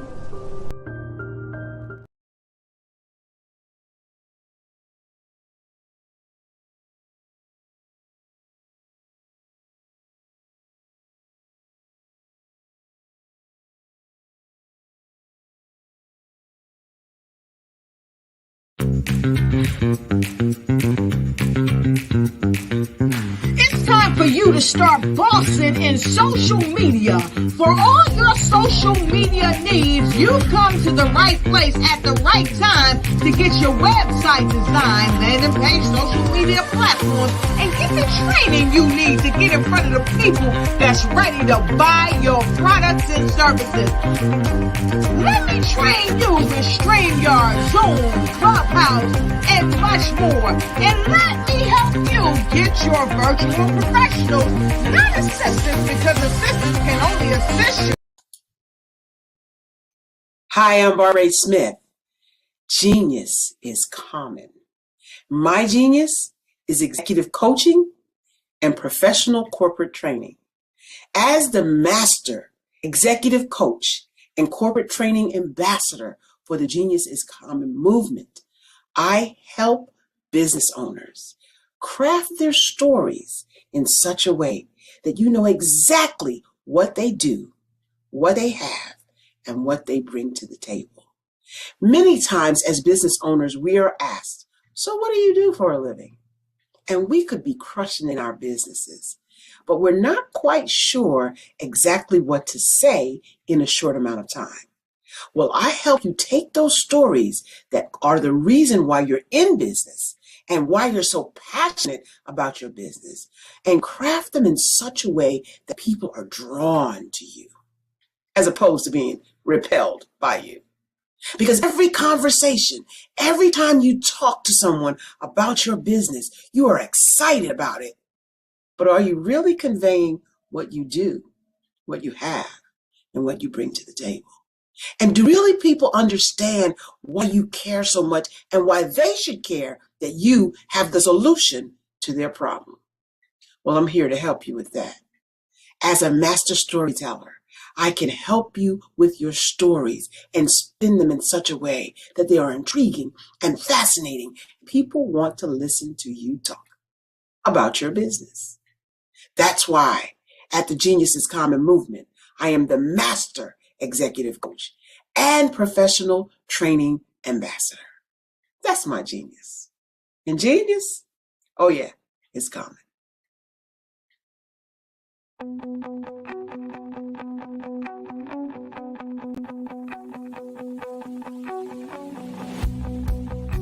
I am Black business. From the moment I wake until the time I sleep. Yes, I am Black business. I am Black business. Tell me, are you Black business? I am Black business. Do you support Black businesses? Listen, I support Black business because I am Black business.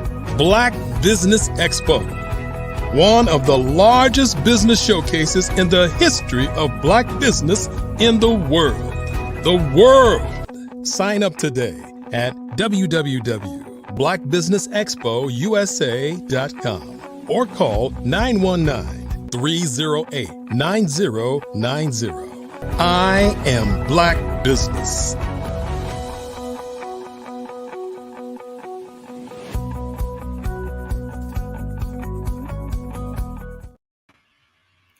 Good morning, business owners, entrepreneurs, thought leaders, and corporations. Welcome to the Black Business Network. My name is Renata Brown. I am your business moderator for this morning on the Black Business Network. We are showcasing Black businesses, owners, entrepreneurs, and thought leaders worldwide. We have speakers from North Carolina, London, Singapore, Africa, Japan, and cities all over the United States. The Black Business Network is a global community sharing its business knowledge to empower, inspire, and educate businesses about business. Our keynote speaker, we're going to have a chat with him. I am so excited. Max Rodriguez. Max Rodriguez is the founder of the Harlem Book Fair, the nation's largest festival dedicated to books written by and about the African American experience. He is the editor-in-chief of QBR, the Black Book Review, the African American Book Review of record for the New York Times. His professional work has focused on the development of African American readers' market. His subject expertise includes editing, book design and development, brand and identity development, reader affinity, audience, and reader development. We welcome Max Rodriguez. Good morning, Max. How are you? You're on mute.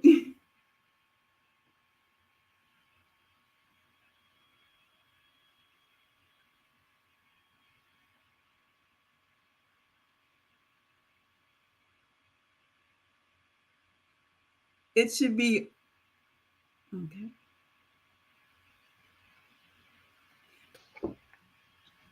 There we go. Thank you for that. Hey, Renata, how are you? Good to see you. I'm good. I'm good. I've been so excited about this interview.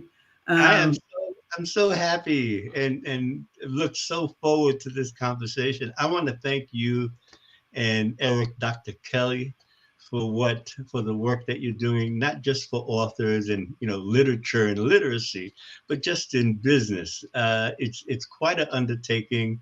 You make it look easy, and the easier you make it look, the more we know the work that sits behind all of it. So I just want to thank y'all for all of it. This is what Black TV looks like. I love it. I'm going to say what my grandmother used to say. It's more than an ocean, but we're definitely privileged. And by doing this, we get to talk to thought leaders like you. We get to talk to people that are making a difference and have been making a difference for years and years. So we, in reading your bio, you are the founder of the Harlem Book Fair, and it's been going on for a very long time. But we are in a time right now where it's more important than ever to really highlight and really discuss what African Americans bring to the table. And what are your thoughts about what's going on right now in this country surrounding Black literature? Well, it's really interesting. I think it's no hidden truth that we are, in fact, in a culture war. It's sort of rising to the top now, but it's long been discussed that at around the year 2025, there will be more melanated people in the United States than there will be people who are not melanated. There's a question of survival that's going on. And what that looks like is books being banned, only our stories, not ours, only our stories being told as the American narrative, right? Only the majority culture's story being told as the American narrative. And a movement and energy to discount the contribution that we as Black folk have contributed not only to America but to the world. One of our mantras is global I am. So this conversation that we're having about Black folks in America and culture and being acknowledged, it's not just our conversation. It's the conversation permeates on a global basis. What it looks like for us is that our stories are being pulled out of the educational system. It's not so much that the books are being banned; it's that we are being told that our children cannot have access to their grandma and grandpa's stories, to their family's history, to the tales that we tell. And we are an oral people. We tell our stories. We write them as well, but we are storytellers. I like saying that they call us storytellers, but we are visionaries, right? And we tell what we see, right? And we write them, but we tell them.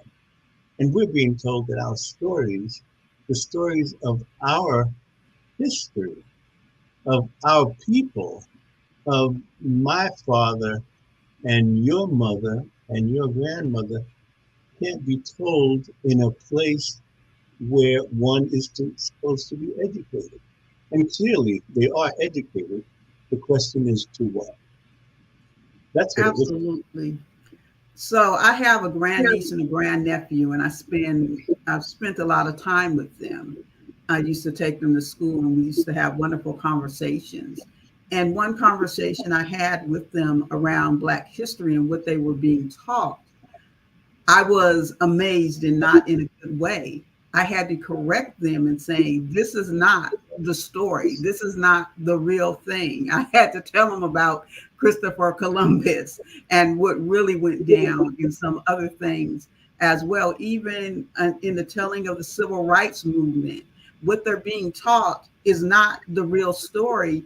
And we send our kids off to these places of education, and as you alluded to, they're getting miseducated. And I think the oral history is important, but in the society we live in right now, grandma might be 36 years old, so we don't have that rich history like I did with my grandmother and my grandmother before her. And so it is more important to me, at least I see, that not the oral history may not be getting passed down, but books are forever. What is some of the mandates, even with the Harlem Book Fair, to push this forward? Well, I'll answer that. I want to say, I want to mention a book, and as we speak, and I'm reminded of a book that might sort of, you might want to jot down the name for reading, for our audience. They came before Columbus, right? Van Sertima, right? So we talk about our history, but this book, They Came Before Columbus, speaks about what America looked like before the Mayflower, and you'd be surprised at what has been found, what research, who lived here, before the Pilgrims showed up. So just as a note. So what are some of the mandates? Well, for the book fair, so we tell stories. The challenge is having our stories break through all of the dross, right? Everything that's set up, all of the marketing challenges that we face as independent authors, perhaps, and to get our stories told. We lower that bar. If there's a book, if there's a story to be told, it's not your story, not just your story, it's our story. And we want our stories told. So we believe in authors, right? We believe in your telling our stories. So if you think, if you're willing to take the time to bring you and your book and talk about your story at the Harlem Book Fair, that's all we need to know. That's all we need to know. We will create a platform for you. And because this is the 26th year of the Harlem Book Fair, we've had as few as 3,000 people come to the book fair, as many as 30,000 come to the book fair. It's the only African American book festival that's been televised on C-SPAN. So we will deliver an audience for you. And in advance of that, we'll have programs throughout the year so that when it's time for the book fair in September, there's an audience waiting for you. We don't want to create measures that authors have to, hurdles that they have to jump. We want to level the playing field, right? Cliche, I know, but we want to level that playing field, drop those hurdles, and have you come in and tell your story, because they're our story too. And that's what needs to be told. In the absence of those places like, educational systems or libraries that may not carry our books, or places where our books won't be told or our stories won't be seen, you can rest assured that the Harlem Book Fair is a place, there's a place for you there, and that there is an audience waiting to hear more stories. The same thirst that we have for the Black Business Network is the same, as you said, Renata, the same thirst that we have for our stories. We want to see ourselves outside of ourselves, because here's the other thing. When we don't see ourselves, it's not only that we're not acknowledged, we also feel isolated. And when we step into the world from a space of feeling isolated, we are diminished in not only what we think we can do, but what we aspire to do. So, images, books, stories, our stories are important for us to know about and have access to. Absolutely. I am a lifelong reader. I'm a lifelong writer. Been writing since I was 8 and reading probably since I was about 4 years old. And Black literature has been so important in my journey. Started in the poetry world. I think I discovered Langston Hughes. I can remember discovering his writing at 8, and Maya Angelou around 10, and other writers, County Cullen Brown. I'm probably going to mess up some names, Yep, but you're right. But You're right. writing, and Terry McMillan, and so many others that have been very influential in telling of the Black story.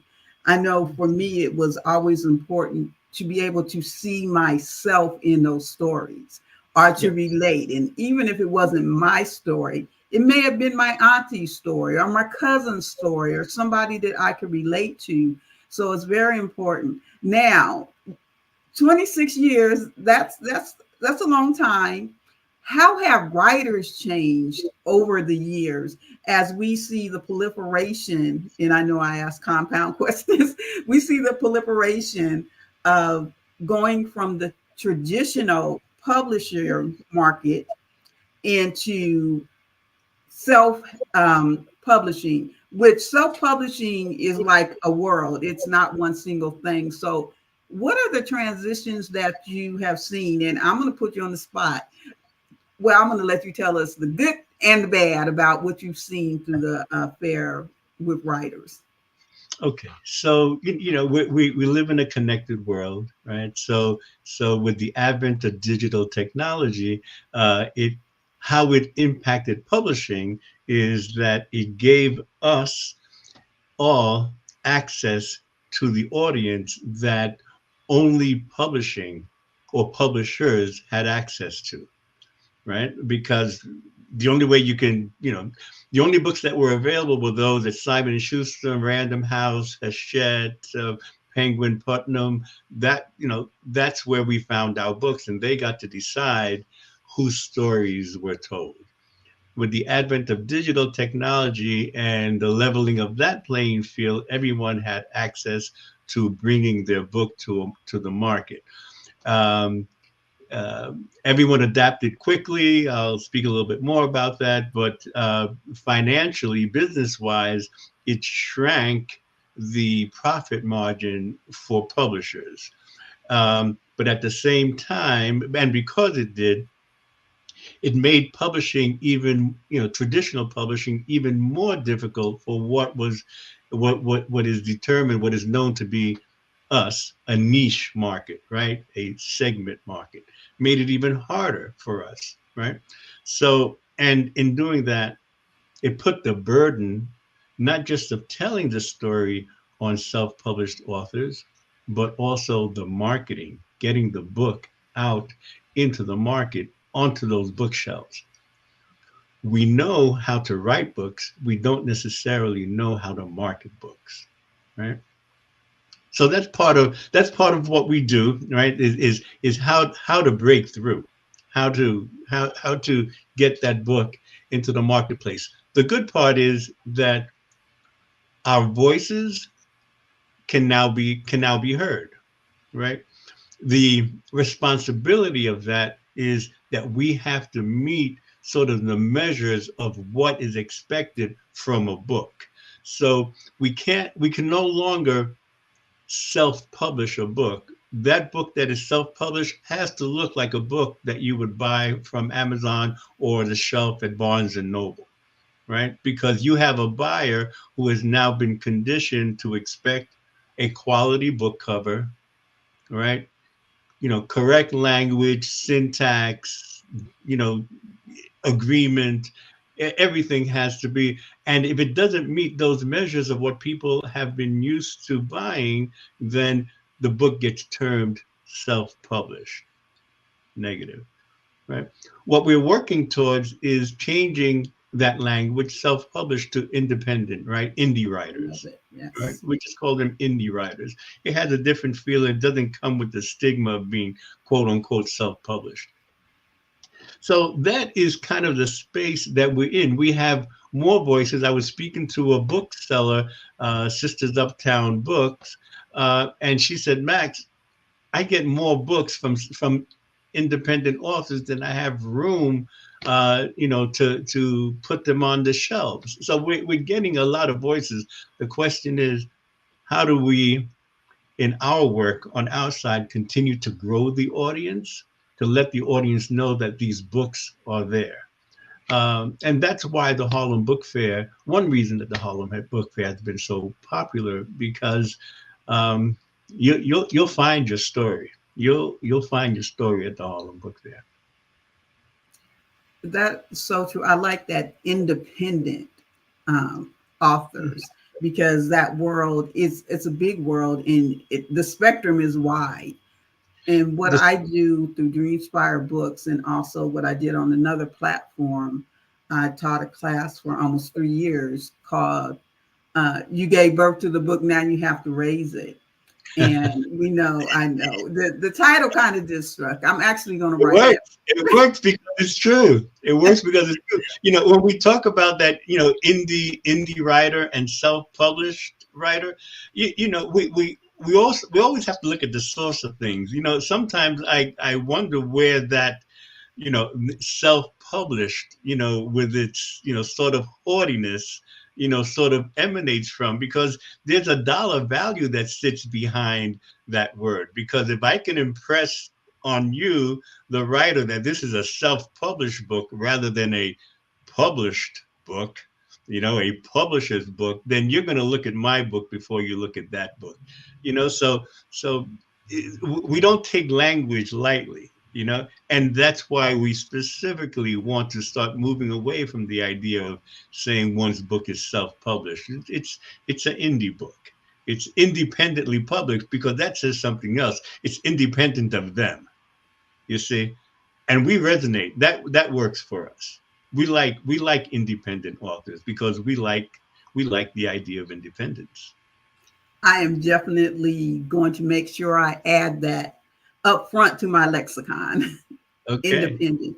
I deal with a lot of independent authors, and what I find with them, it's almost akin to how they had the studio system back in the day for music, and studios took time to develop the artists. So when they came out, they already had certain things that they knew. from being in that system. And that was the plus side of the studio system. Now, the downside of the studio system is you weren't getting paid, you didn't retain your royalties. And we see that in traditional publishing, that you lose so much of your voice by going through that system. But yet, the pros of that system is that you had authors that were professionally editing. Let's talk about editing for a minute. I put out a lot of content, and I'm just going to own it. Sometimes I'm putting out content so quickly, as we know, Max, that I'm not looking so clearly. So how important is editing in the work of an independent author? The difference between a well-edited book and a not well-edited book is the difference between a kiss on the lips and a kiss on the forehead. There it is. There it is right there. It's just, they send two different messages altogether. We are a visual people. I mean, all of us, humans, are visual people. And our brains, neurologically, they look for connection and flow, right? So when we read a word that's out of context or misspelled, or the verb agreement is off, or the syntax doesn't, it's a picture for us. And then the brain stops reading, right? It stops, it's jolted. So that's how important proper editing is, because a page is a picture, is a word picture, and the word picture has to flow seamlessly. And if it's jarring, then literally it becomes abstract. I lose my reader when I don't provide them with clear and easy passage through that page. And if I do that over again through the book, what do I end up saying?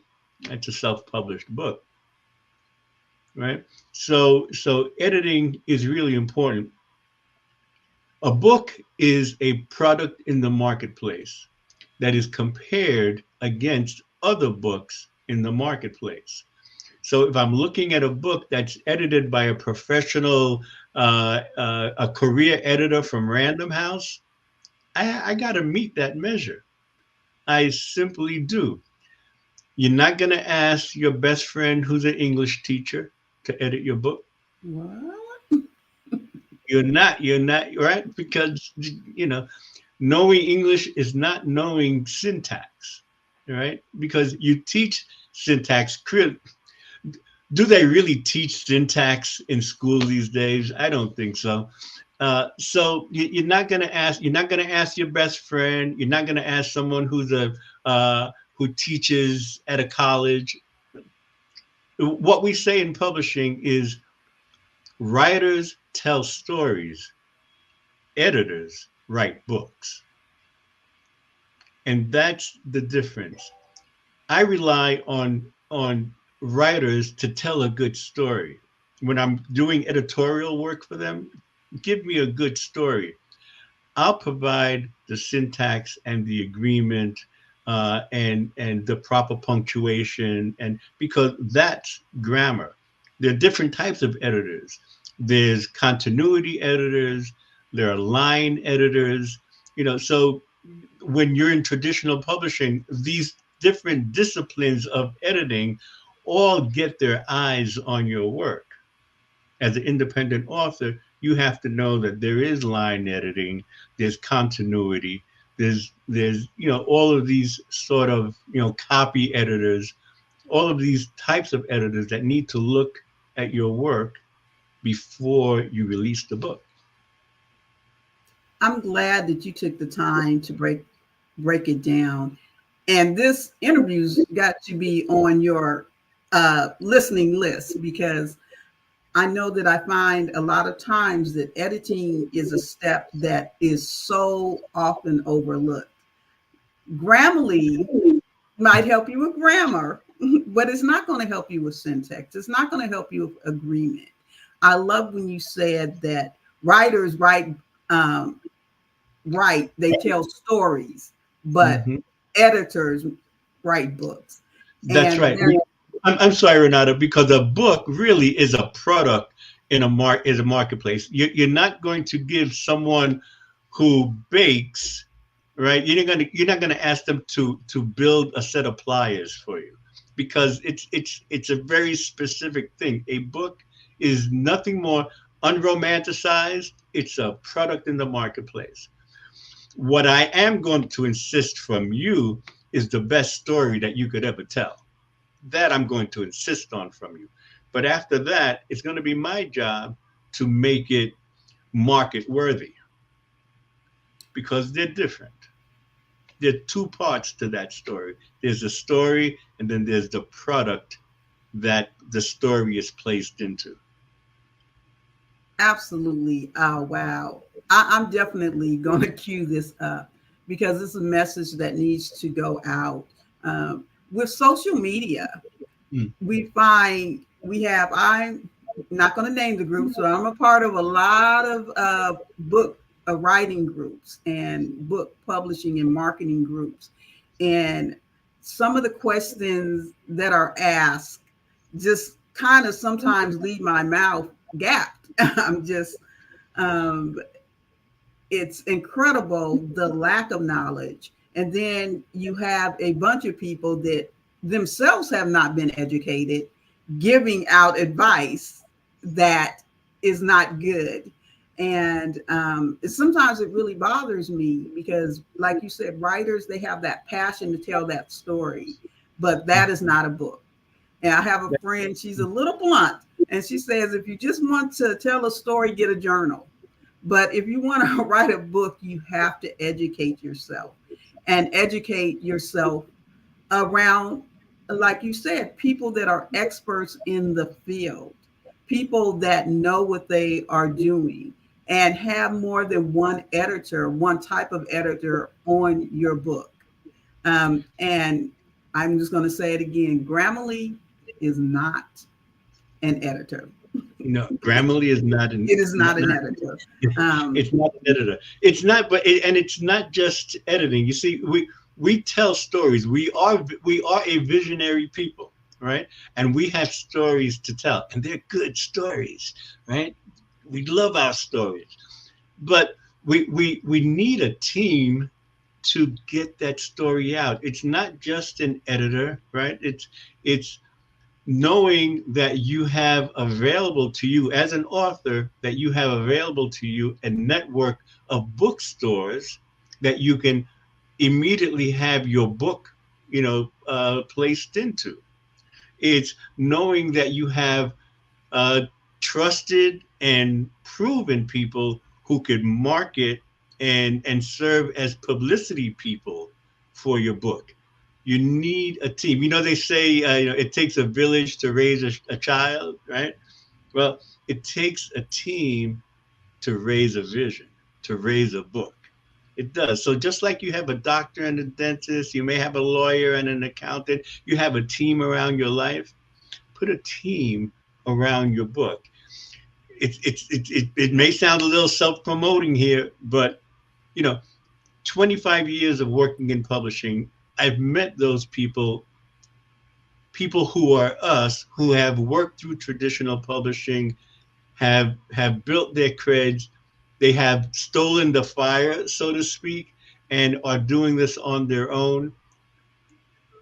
I have a team of people who know public relations, who can find their way to the New York Times for you, who can properly edit, who can market and have your book break through in a way that we don't know how to do, because that's not our business.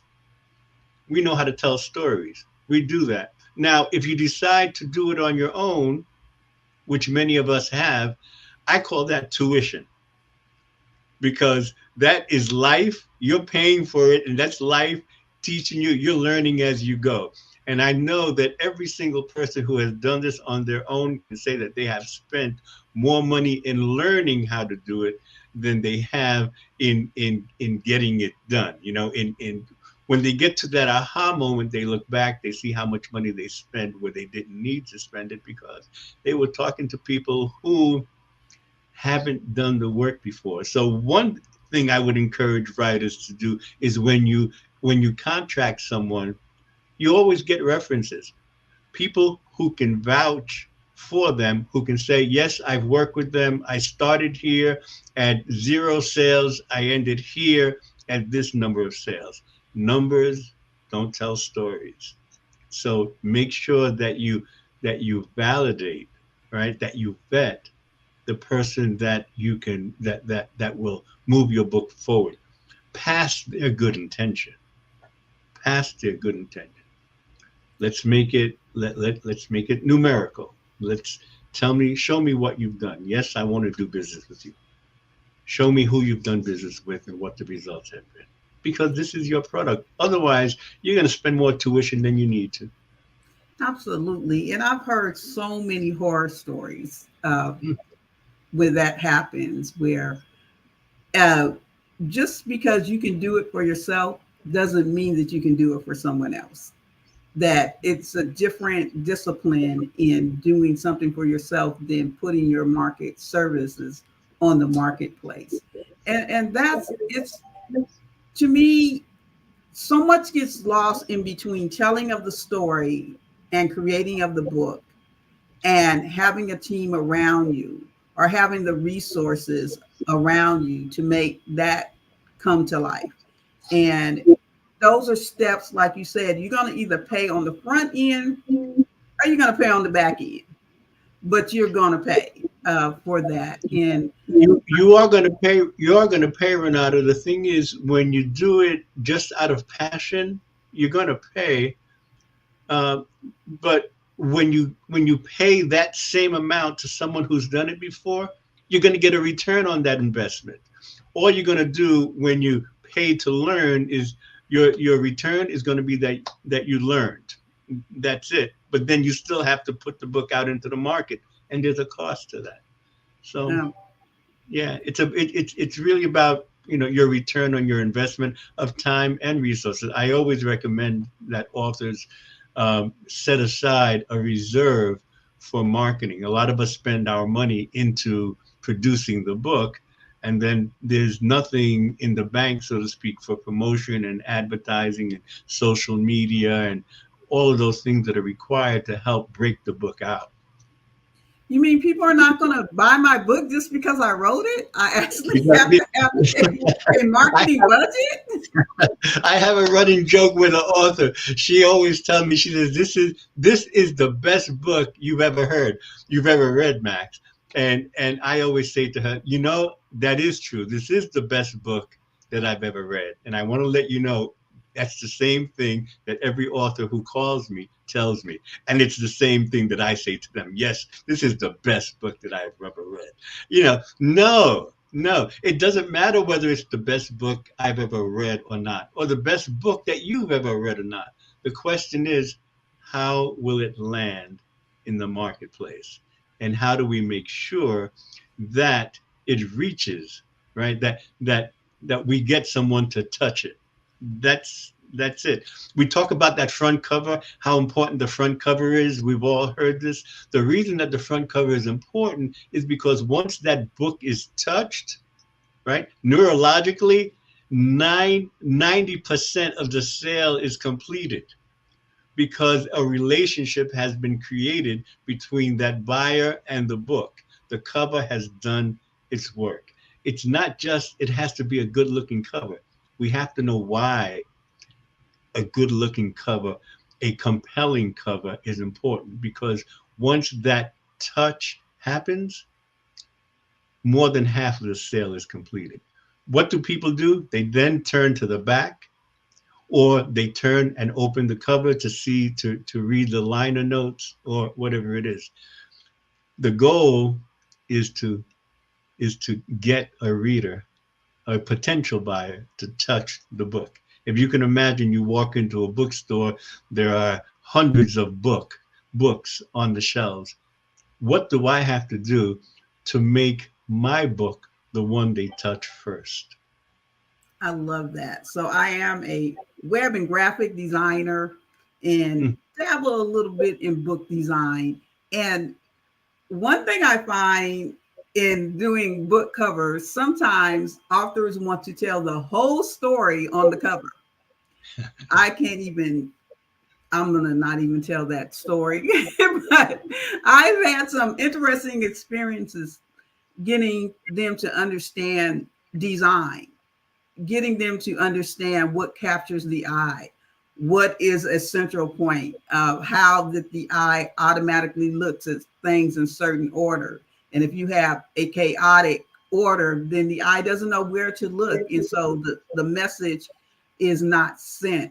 And so it is very important to have that book cover that's going to draw people in.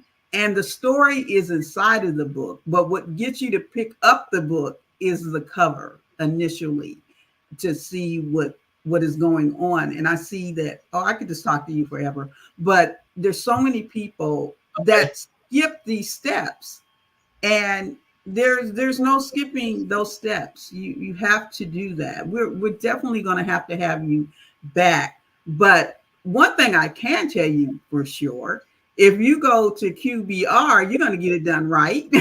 You're going to get it done by professionals. You might have to get your coins together, but it will be worth it because that's what you want for sure. Yeah, and I will be, frank and honest. So, I forget his name right now. An artist. He came to the book fair to one of our award programs, and he laughed from stage. He said, it's such a wonder that Black people are so creatively rich, but yet so impecunious. So half of the people laughed. The other people said, what's impecunious? Impecunious is that we're without money, right? So how could we be so creative yet so broke? So we know that we can be both. We're not always both, right? But when you work with us, we know how we come to our places, right? We know that we're coming with a book in hand, and we don't necessarily have a deeper pocket. So we always work with our authors, because what's important for us is that your story be told, because in the absence of your story being told, we disappear. How we started our conversation in that cultural war, the few of our voices are heard, the easier we make for others to disappear us. We don't play that game. Well, this is a great place to, unfortunately, say goodbye. I have enjoyed this, and the knowledge that you have shared with us. Thank you for graciously sharing.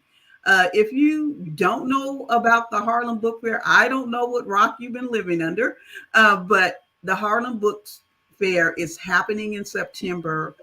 QBR, to get your book out there, marketed and right, that's happening all the time. Go to the Harlem Book Fair. I believe it's .com. That's right, harlembookfair.com. Okay, I just want to make sure it wasn't .org, but harlembookfair.com. Get engaged with the Harlem Book Fair. And if you're looking for those services, which all of us should be looking for those services, to take our storytelling to create a book which is in the marketplace. A book is, I'm learning, I'm listening, I'm taking it all in. Then definitely connect with the Harlem Book Fair. Thank you so much. You're welcome. Is there anything else you want to say before we get out of here? Yeah, please visit the harlembookfair.com, because we have weekly author talks where we talk to authors about their books and why and how they've written it. And we get a lot of books in and we review them through QBR, but in our day-to-day author talks in our weekly author talk, we can have the kind of conversations with you about your book that will help your book break through, because we have, frankly, a nice following. So we and our readers, our followers, rely on us to let them know what we think is money well spent when it comes to a book.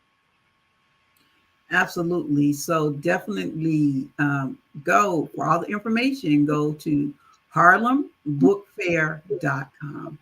Thank you so much. Thank you, Renata. It's a pleasure talking to you. Likewise. We're getting closer from the phone to now on tape. I got to be there in September.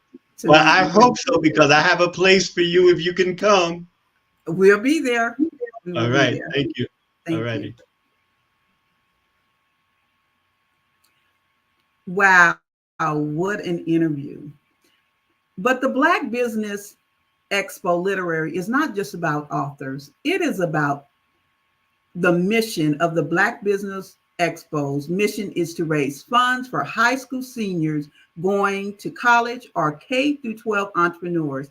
This expo is a fundraiser for students. You may go to www.blackbusinessexpo.com to donate, or you can use the Cash App. The Cash App is BBXUSA. So that's $BBXUSA. Our goal is to give laptops up to $5,000 and up to $5,000 to 10 students. Students can register online at www.blackbusinessexpousa.com. Every dollar counts. So we want you to remind you to donate to the scholarship fund.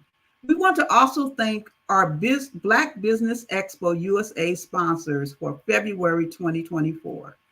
NC-100, Moody Capital Partners, Sway So, Lotus Ritchie Coaching and Training, Carolina, Virginia Minority Supplier Development Council, Step Management, Barbara H. Smith, LLC, Margie McLean Foundation, Incorporated, Genius is Common, Earth Essentials, Malene Sani Global, Executive Woman Success Institute, The Quality Coaching Company, Superwoman Business Services, Creative Force Studios, Lee Entertainment, Artistic App Design, and the Black Business USA. Just remember, genius is common, and I will see you on the other side.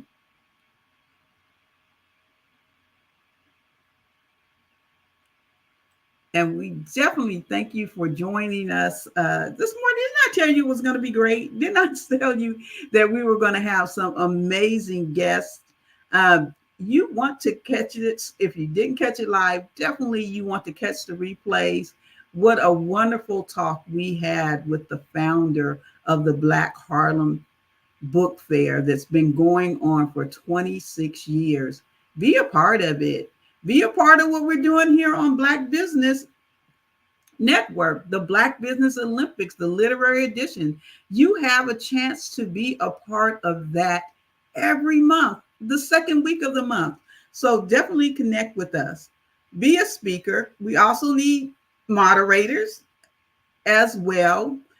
You would want to be a part of this. I'm very excited about what the Black Business Literary Edition, the chance that we bring to spotlight your book, the chance that we get to educate you, the chance that you get to market. So definitely be a part of the Black Business Networks, the Black Business Olympics Literary Edition. We look forward for you to be a part. And remember, genius is common.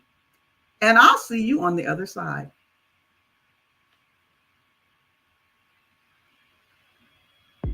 The Black Business Network and Black Business Olympics are essential platforms for Black business owners globally.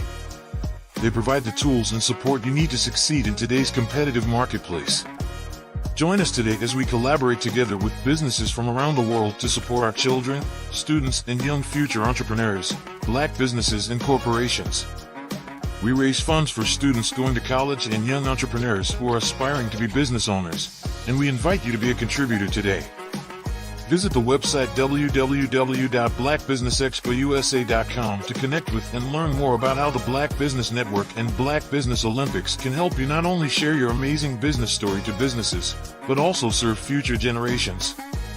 Hello, my name is David Jones, CEO and co-founder of the Hello LLC, where we help businesses build a culture, brand an experience, and leverage technology to pivot into Web3. Join the Black Business Network streaming live into Roku, Metaverse, STEM City, Black Multiverse Enterprises, Hulu, YouTube, iHeartRadio, Apple, Facebook, LinkedIn, Spotify, Twitch, and Google Podcasts. Tune in, turn on, and let's thrive.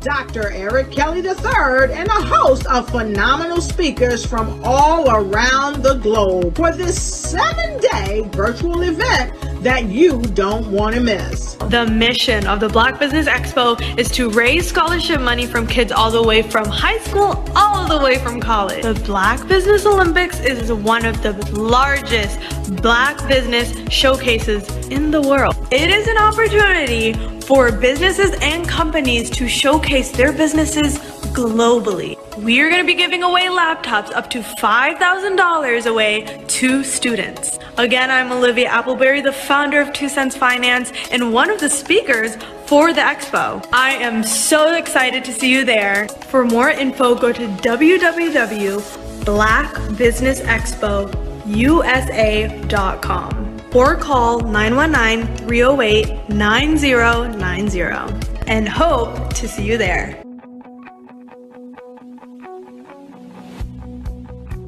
I am Black business. From the moment I wake until the time I sleep. Yes, I am Black business. I am Black business. Tell me, are you Black business? I am Black business. Do you support Black businesses? Listen, I support Black business because I am Black business. Black Business Expo, one of the largest business showcases in the history of Black business in the world. The world. Sign up today at www.blackbusinessexpousa.com or call 919-308-9090. I am Black business. I am Black business. From the moment I wake until the time I sleep, I am Black business. I am Black business. Are you Black business? I am Black business. Do you support Black businesses? I support Black business because I am Black business. Black Business Expo, one of the largest business showcases in the history of Black America in North Carolina. Sign up today at www.blackbusinessexpousa.com or call 919-380-9090. I am Black business. I am Black business. From the moment I wake until the time I sleep, I am Black business. I am Black business. Are you Black business? I am Black business. Do you support Black businesses? I support Black business because I am Black business. Black Business Expo, one of the largest business showcases in the history of Black America in North Carolina. Sign up today at www.blackbusinessexpousa.com or call 919-380-9090. I am Black business. I am Black business. From the moment I wake until the time I sleep, I am Black business. I am Black business. Are you Black business? I am Black business. Do you support Black businesses? I support Black business because I am Black business. Black Business Expo, one of the largest business showcases in the history of Black America in North Carolina. Sign up today at www.blackbusinessexpousa.com or call 919-380-9090. I am Black business. I am Black business. Are you a forward-thinking entrepreneur or business owner? The world is changing faster than ever, and it's time to pivot and adapt to the future. Hello LLC is here to help you do just that. Hello stands for helping enterprises leverage leading-edge optimizations. Our innovative solutions can streamline operations, reduce overhead costs, and give you a competitive edge in a market projected to reach $5 trillion by 2030. By pivoting to the metaverse, businesses can tap into a rapidly growing market that is projected to be a significant part of daily life for 25% of Americans by 2026. As a full digital metaverse agency, the Hello LLC can help you create custom solutions to streamline operations, increase productivity, reduce costs, and drive brand recognition. Why should you pivot to the metaverse with the Hello LLC? By leveraging cutting-edge technology, you can provide immersive experiences for your customers, expand your global reach, and unlock new revenue streams. Contact us today to make the pivot. Points in the Sometimes you got to hear the news from the Black perspective, and more specifically, Black publishers. And that's exactly why you have to download the Hey Tie app, the largest mobile app delivering breaking news, videos, and podcasts from 200 of your favorite Black publishers. Yes, 200 Black publishers delivering news as it happens, literally all in one app. Go to HAYTI.com or download the app in the Google Play Store or Apple App Store. It's completely free, along with information that you can trust, so go check them out. Art to me is a creative expression of something from nothing. You know, it explodes onto the canvas, or it explodes on in my work. One of the things that I try to do more than anything is I try to just give the lines and the movements and emotions and expressions into what I do. Art really means to me a chance to express how I feel deep down inside. Most of my art begins as a thought that I might have, you know, whether it's sports, whether it's history, whether it's a woman or a man. It pretty much starts as an idea of thought before I get into the actual image of what I'm going to draw. I do a lot of historical pieces. I was a history minor in college, and I love to do history pieces. And a lot of times I'm thinking about history, and then I try to make that history impact you as you look at it. That's one of the reasons I do pictures so large. People ask me, why do I do pictures so big? And I tell them, I want the piece to impact them as they're looking at it, to kind of dominate them, dominate their space. And most of my pieces I try to do off page. I don't try to do anything that's going to be in those four corners or in a square. And I want your imagination to be a part of the piece that you're looking at.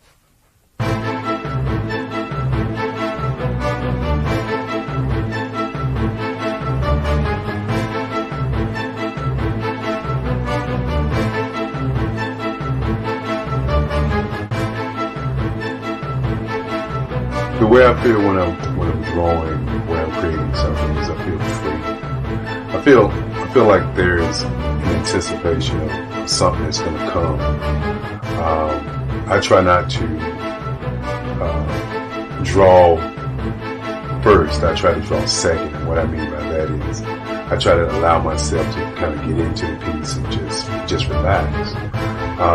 Sometimes I miss time. I'll draw 2, 3 hours, sometimes 4 hours. And while I'm drawing, it's just a free. I just feel free. I mean, I feel like time stands still.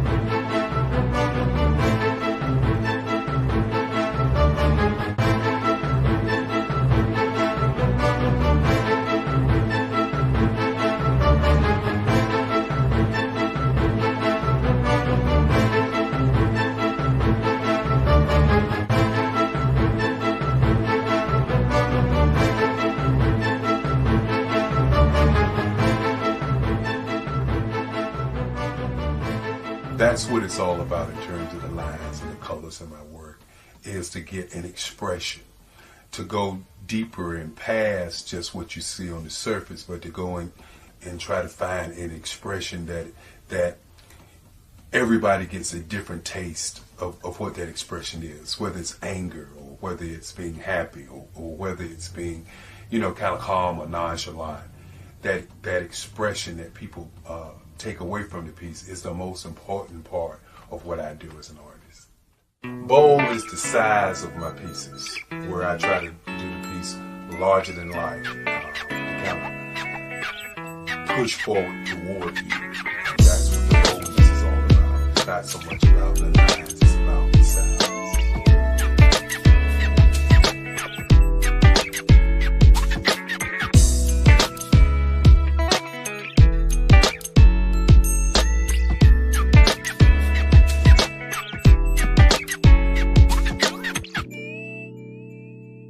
The Face of Change art show is inspired by my mother, but more importantly, it's a historical moment in time as the pieces depict different emotions and expressions of Barack Obama. The 44th president is indicative of the 44 pieces of art that I have done in this particular collection. When you begin to think about expressions and portraits, this is a portrait gallery of expressions of what transpired as Barack Obama ran for office. Some of the pictures are abstract and some are expressionistic. And I combine both of those forms of art to create this collection of art pieces.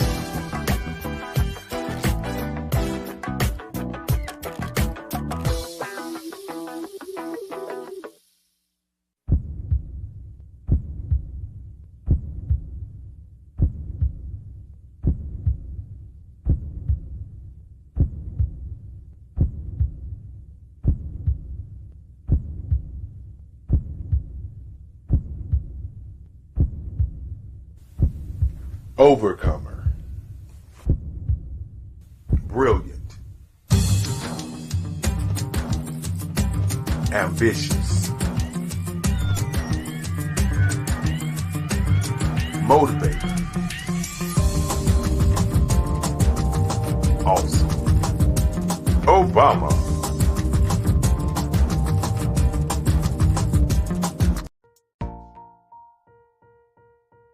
Have you ever seen a parent stressed out and needed a stress reliever with their child?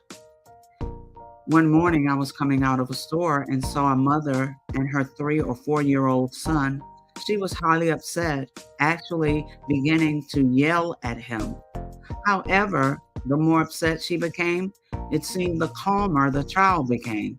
He sat down on the sidewalk, crisscross applesauce, folded his arms, and looked up at her with a smile. You see, the angrier she became, the calmer he became, because he had the control of the situation. Hi, I'm Frizelma Lynn. I am the CEO and founder of Frizelma Teaching Parents, LLC. I'm a retired teacher, school district administrator, an author, speaker, and I am the parenting 911 coach. My mission is to rescue families by equipping parents with proven, effective, and practical strategies to enhance their parenting skills.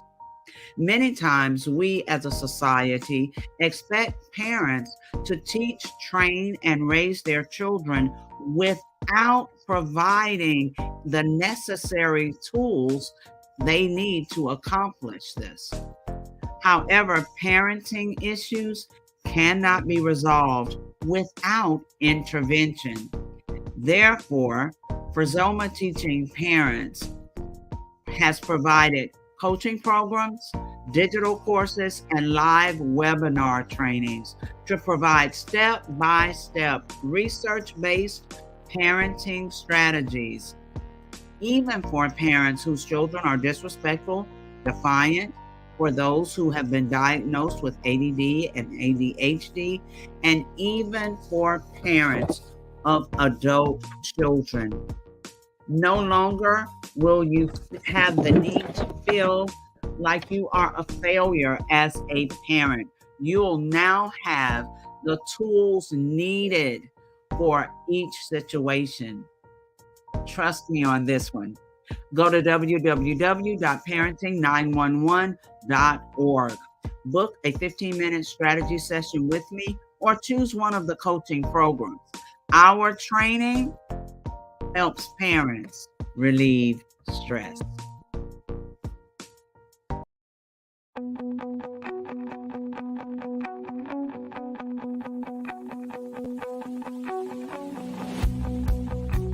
I am Black business.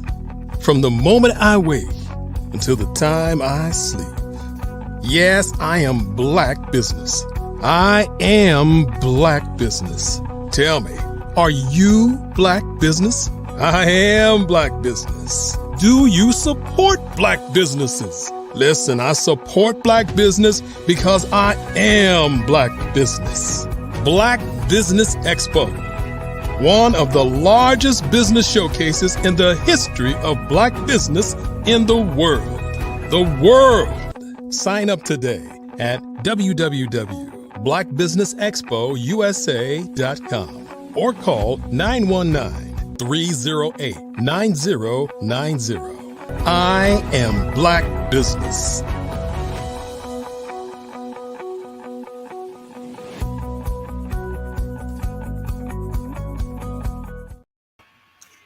Good morning, business owners, entrepreneurs, thought leaders, and corporations. Welcome to the Black Business Network. My name is Renata Brown. I am your business moderator for this morning on the Black Business Network. The Black Business Network is a 24-hour business network showcasing Black businesses, business owners, entrepreneurs, and thought leaders worldwide. We have speakers from North Carolina, London, Singapore, Africa, Japan, and cities all over the United States. The Black Business Network is a global community sharing its business knowledge to empower, inspire, and educate businesses about business. Our keynote speaker for our next hour is Doc Amy, an African-American author and motivational speaker. Edward Amy, known publicly as Doc Amy, was born February 9th, 1980 in Galveston, Texas. Doc published his first book at the age of 36, where he wrote his autobiography, Kept. Doc is a father of 4 children. At an early age, his life began on the streets of Texas City, Texas, with the life of crime. His life was a slippery slope that eventually saw him go to prison 3 times before the age of 29.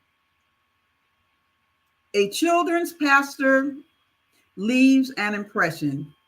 By the age of 28, Doc found himself at a major turning point in his life as he pleaded with God to change his circumstance in prison, and he vowed to change his life. Saturday morning prayer group led him to discover a friendship, later to become one of the most important mentors in his life. Terry McLacon's friendship helped cultivate Christian living through his life and helped Doc find his identity in Christ. His personal story makes him a living example of hope and redemption, teaching and sharing his life journey, pitfalls, and mistakes made with the hope that he can empower today's youth to embrace change and to do more for themselves. He is currently a motivational speaker for civic groups, at-risk students, Rotary clubs, youth groups, high school, and most recently, Man Up Youth Conference at the College of the Mainland. We're so happy to have Doc join us this morning. Hey, how y'all doing today? We are great. How are you? Oh man, I'm blessed all as well. I can't complain one bit. I just thank God for you guys having me, and I appreciate it very much. Well, thank you for being here. And remember, genius is common, and I'll see you on the other side. Yeah, absolutely. So yeah, I just want to talk a little bit about my book and how I got to where I'm at. Actually, me starting out as wanting to be an author was nowhere in the plans, because me growing up, going to school, stuff like that, I didn't even like school. So me growing up to be an author actually wasn't even in the plans. And so just a little bit about me real quick, what drove me to that. My biological father was murdered when I was 6 months old. My mom was on drugs when I was very young. And so me and my brother had to move with my grandmother. And by the age of 11, I became a product of my environment. By the age of 13, I dropped out of school. I thought I was going to smoke weed, rap, and sell drugs for the rest of my life. And so I went down a windy road of getting in trouble, started having kids very early in my life, started going to prison at the age of 21. By the age of 28, I was sitting in prison for the 3rd time cleaning up hog mess as a job. And that's when I went in the corner and I cried out to God and I said, God, if you real, like everybody say that you are real, then you'll get me out of this. And so life happened. I ended up getting out of prison. I started going to church and I turned my life around. And I was at a church service, and a guy named Luke Holter, they had some prophets at the church that night. A guy named Luke Holter, he brought me up. He started praying over me, and he told me, he said, everything that you have in you needs to be put out for the world to see. So you're going to write a book, and you're going to tell of the story of the hurt, the pain, the frustration, and everything that you went through, and you're going to give it to them, the whole world. And so I was, I thought about it, I soaked it in, but I never really realized that one day I might actually become an author. And so a few months down the road, I ended up getting laid off from a job. And I can just remember sitting at home just wondering, like, man, what's my next step? What should I do? And I can just remember this guy telling me that I was going to write a book of my story. And so I remember just getting one of those yellow notepads, and I just started jotting down everything. I mean, everything that I could think of, I just started jotting it down. I mean, and so this is a word for anybody out there, right? You getting ready to start writing a book. Listen, just start. That's all you got to, man. I didn't have no grammar. I mean, I had one long, complete sentence from the beginning to the end. It was no grammar. It wasn't no question marks, wasn't no capital letters, none of that, right? And I just put everything on paper. And then my pastor's mom, she took it and she actually went through it and put grammar in it for me, right? And then we had a school teacher that went to our church. She took it and she actually made it a story where it made sense. And so after I wrote my book, I started the ministry, Lost and Found Ministries.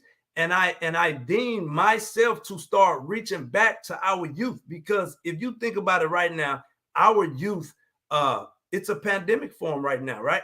And there's not a lot of people that are able to actually speak to them where you can get a message in their ear down to their hearts.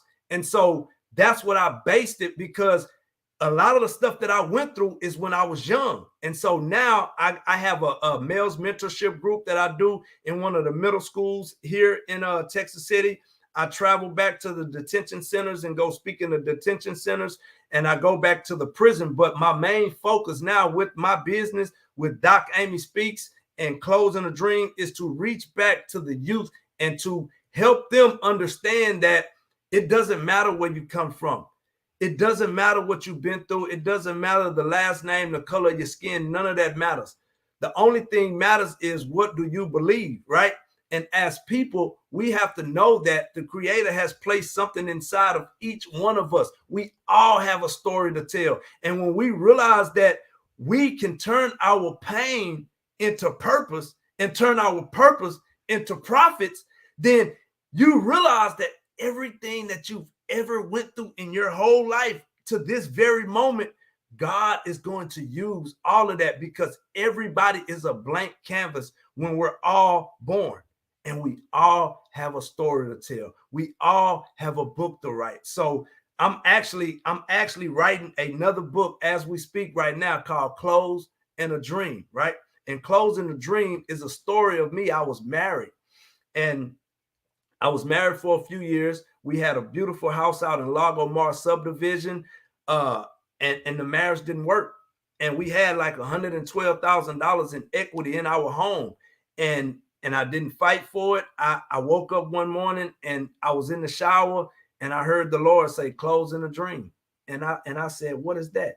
He said, "You're going to take the clothes that you have, and you're going to take the dream in your heart, that one day you will be one of the top motivational speakers, and you will be able to tell the world where you came from, what you've been through, and how you didn't quit, and how you continually go and you grind, and you put in the work that needs to be put in. You put in the plans and the SOPs and the LOPs, so you can have principles and you can have all of these different things that you need. But you got to remember that at the end of the day, that you can do anything that you believe that you can do."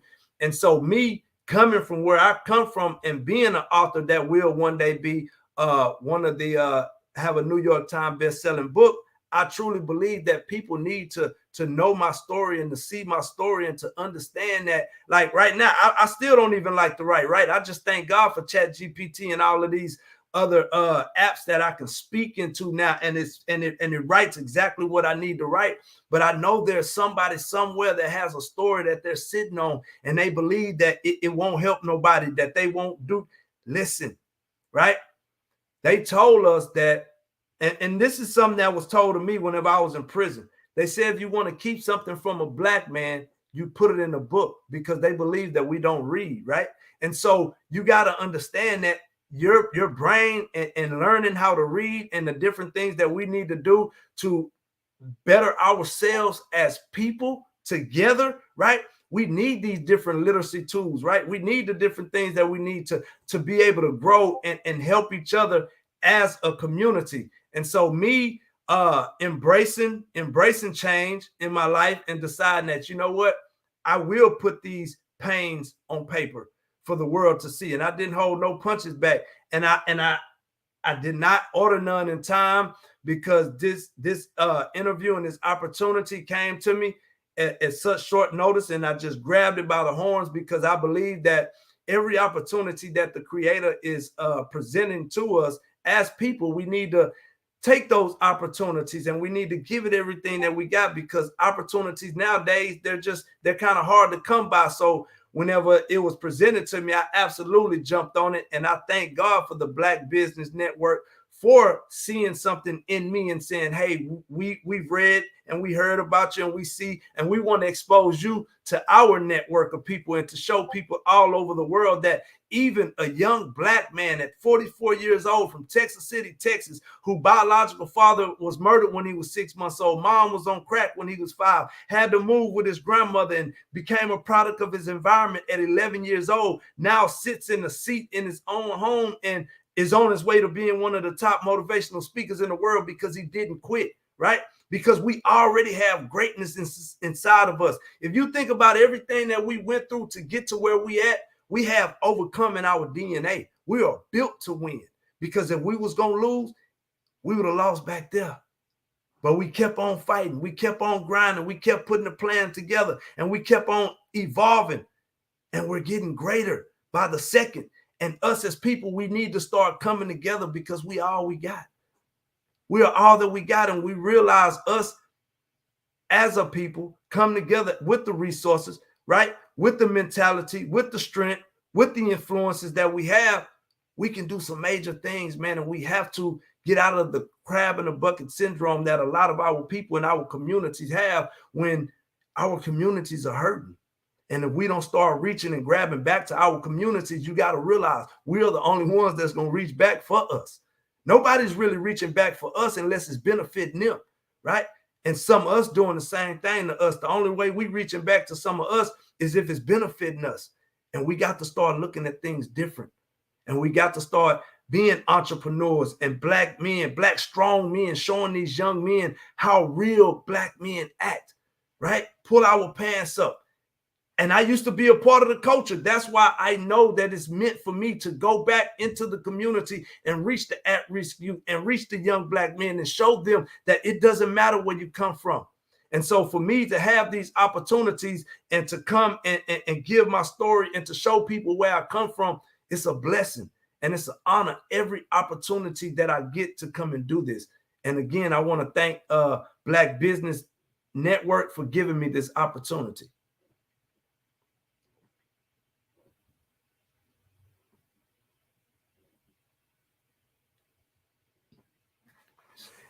Comments in the chat.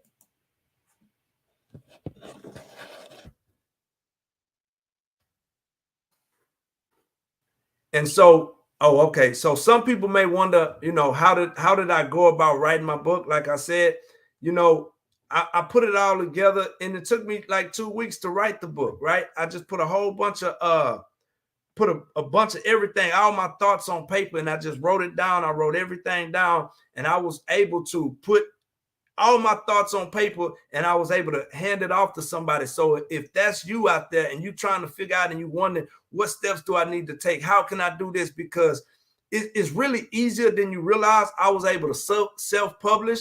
And so I don't have any inventory. I can reach out and I can order as many copies or as many copies that I need to get them wherever they need to go. And I don't have to order a certain amount and hold on to inventory. So there's so many different ways that you as a author and a writer can write these books. And what really truly inspired me to write my book, when I started realizing everything that I went through and I was putting this stuff on paper and I was looking at it and I'm seeing all of this stuff and I'm like, whoa, that really happened. That's real life, right? And so I think when you sit down and you're able to do a self-evaluation and go back over your life and see all the things that you went through and you're able to put them on paper, it'll start helping you, give you some direction for your life and the ways that you need to go and the things that you need to do. And so the book that I'm writing now, Closing a Dream, it's a very, very it's still being wrote. It's still being wrote as we speak, because it's a book about me deciding to make a pivot in my life and all the steps that I took from going from nothing again, because nothing from nothing leaves nothing, and I've already been from nothing. And so when I had to make that departure, this book will be about what I went through, the steps that I took, the connections that I made, and the things that I was able to do in my life to actually show the whole world that it doesn't matter where you come from, man.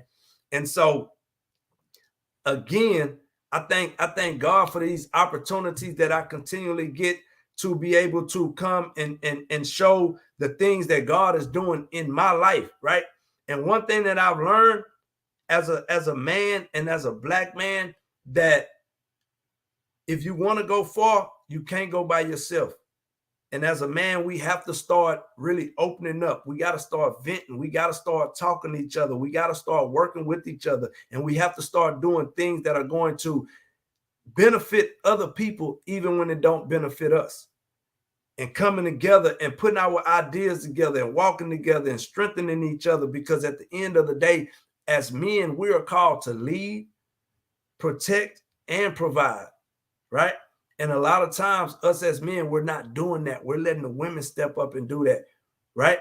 And so I thank God for every opportunity that I get, because I get to take the excuses off of a lot of people of why they can't do a certain thing and what happened if they try to do this. And I get to take the excuses off of a lot of people to show them that it doesn't matter where you come from, right?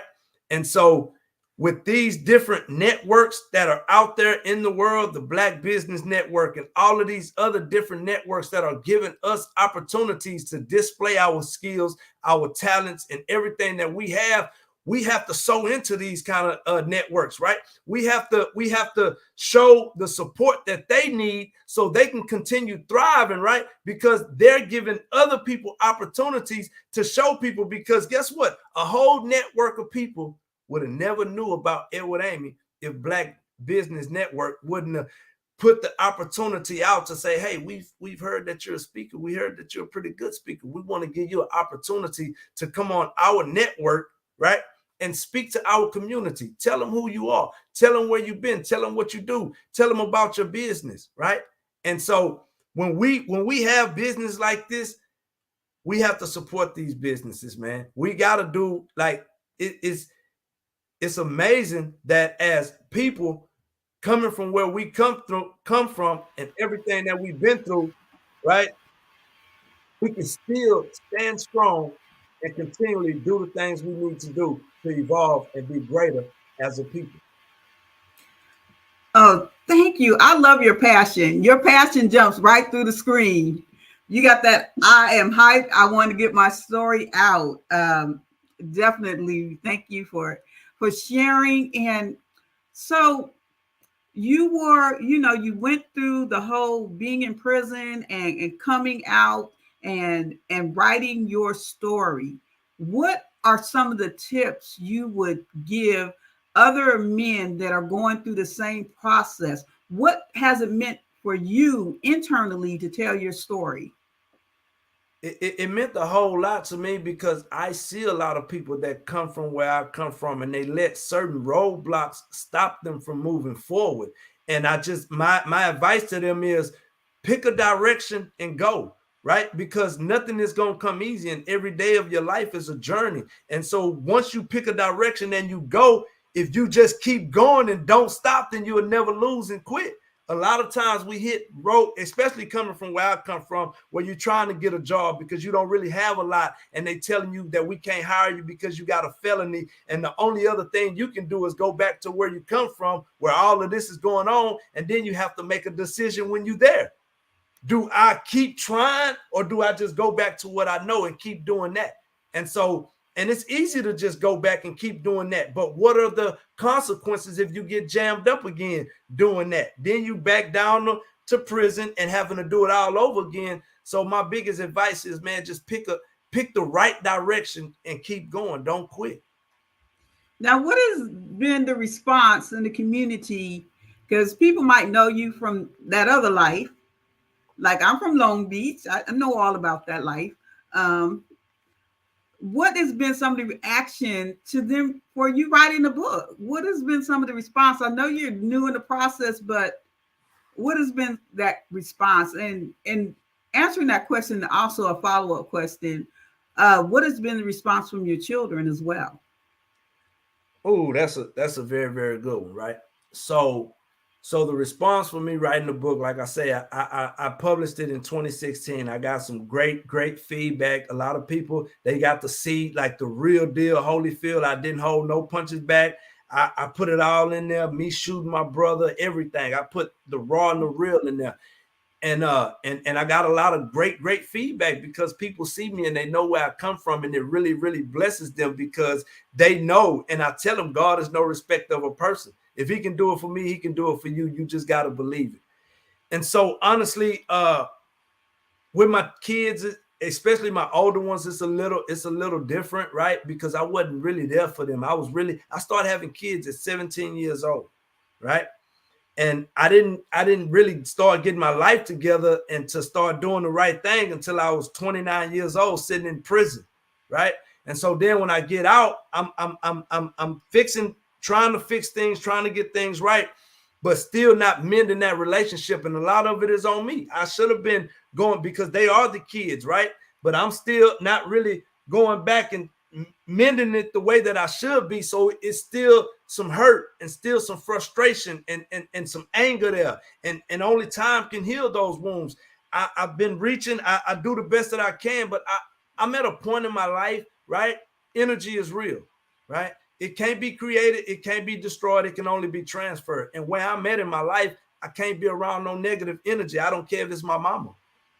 Like, if you want some negative stuff, I'm gonna holler at you when you get out of that. And I don't care who it is, man, because I know where negative energy gets me. It put me in a headspace that I don't like because I used to deal with anger.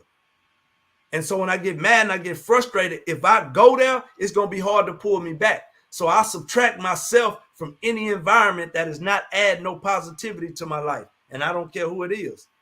So with your writing process, so you had the book that came out in 2016, and you had the new book. I love the title. I love that. Closing a Dream. Because sometimes we just got to get up and move and keep on moving.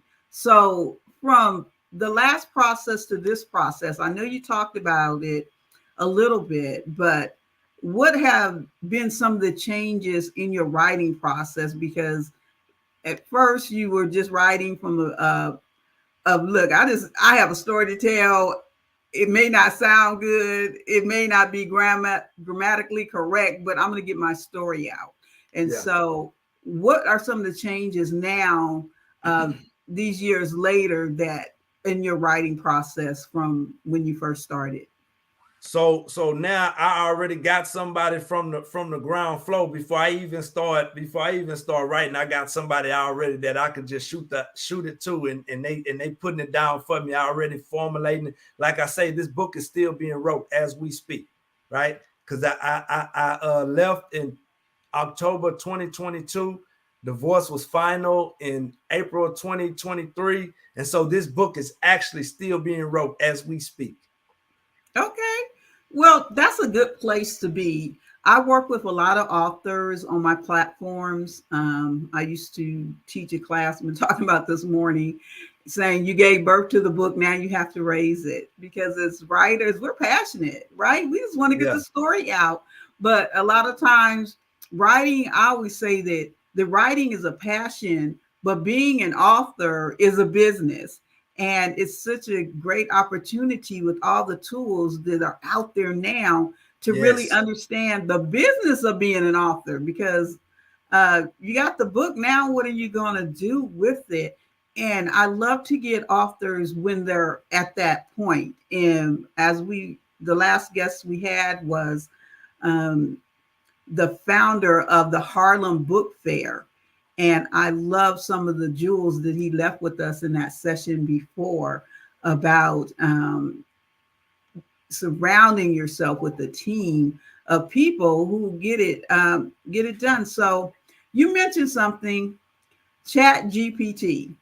Now, ChatGPT, for those who don't know, is an AI tool. And if you don't know, I don't know where you've been. So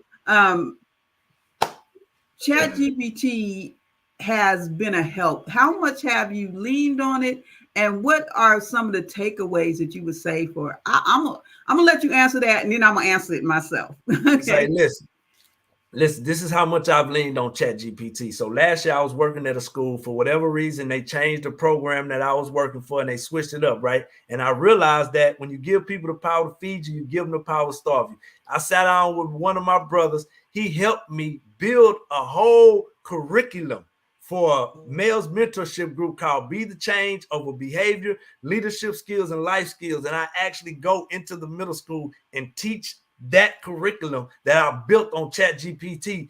So it's been a great help. So I'm able to speak in words that I want that in my mind, but then it spit it out in a way that people can read it. Like, and so like you say, I don't know where they've been at if they ain't been on ChatGPT.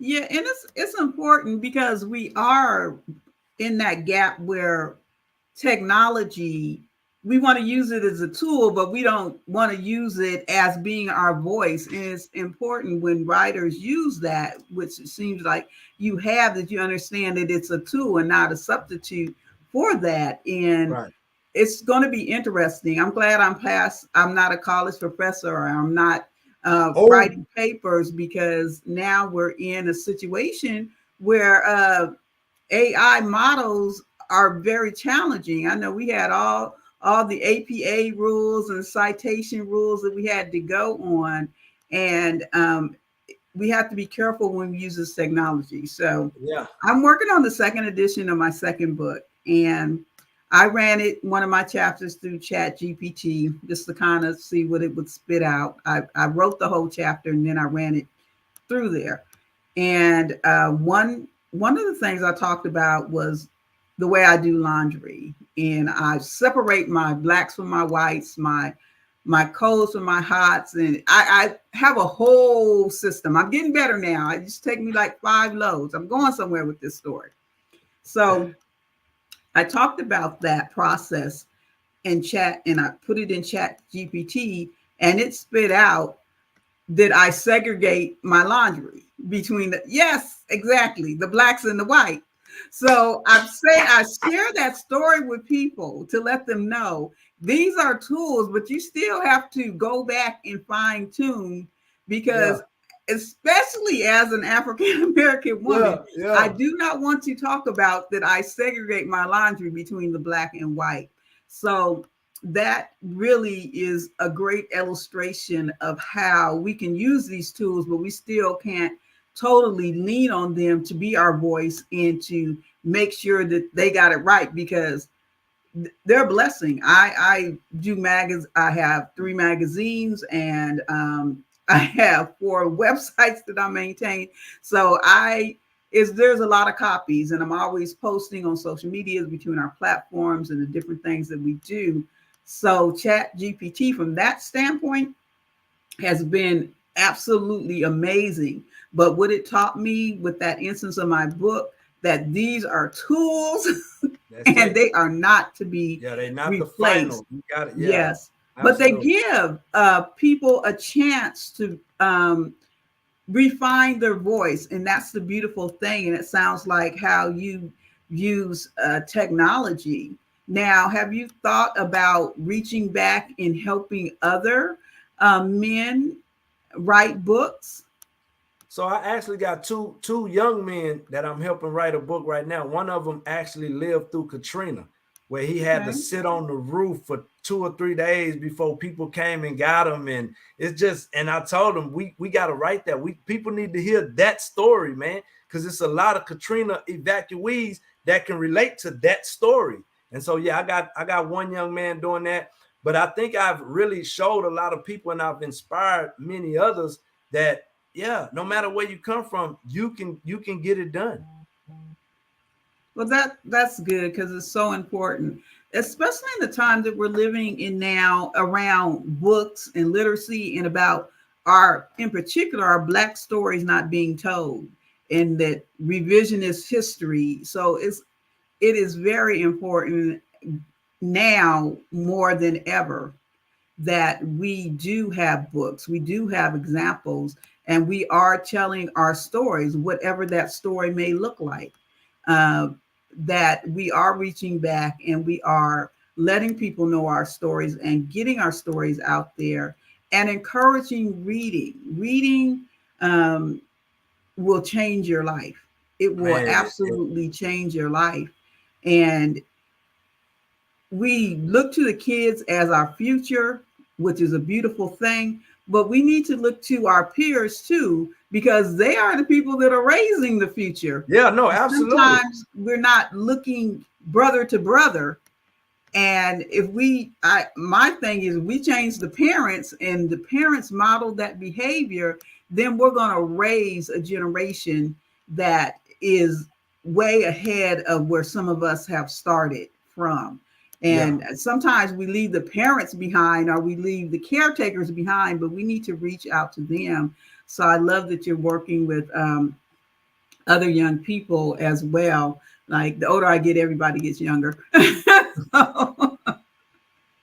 But with other people as well, to bring them up. And we thank you for stopping by today and sharing your story and sharing your passion. And I believe you're going to, you're lighting stages on fire already, and just continue in your journey with the books, and just buckle down and learn the business of being an author as well, and surround yourself with that team, and make sure that you do the things in marketing that will get your voice out, because it's from that passion to understanding the business of being an author, and understanding so that the books that you develop will have a legacy, and that it won't be like they did in the old days in the music, where you're putting out all this content, but you're not understanding that, owning that concept. So continue to surround yourself with good people that will stir up. And I'm going to be looking for you. I'm going to remember that. It might not be Edward, but I'm going to be looking for Doc Amy. Okay. Oh, hey, listen, you ain't going to have to look long. I promise you that. Oh, absolutely. I believe that. Well, we thank you for stopping by. We thank you for sharing this time with us. And just remember, genius is common. Check that out. And we'll see you on the other side. Thank you. You're welcome.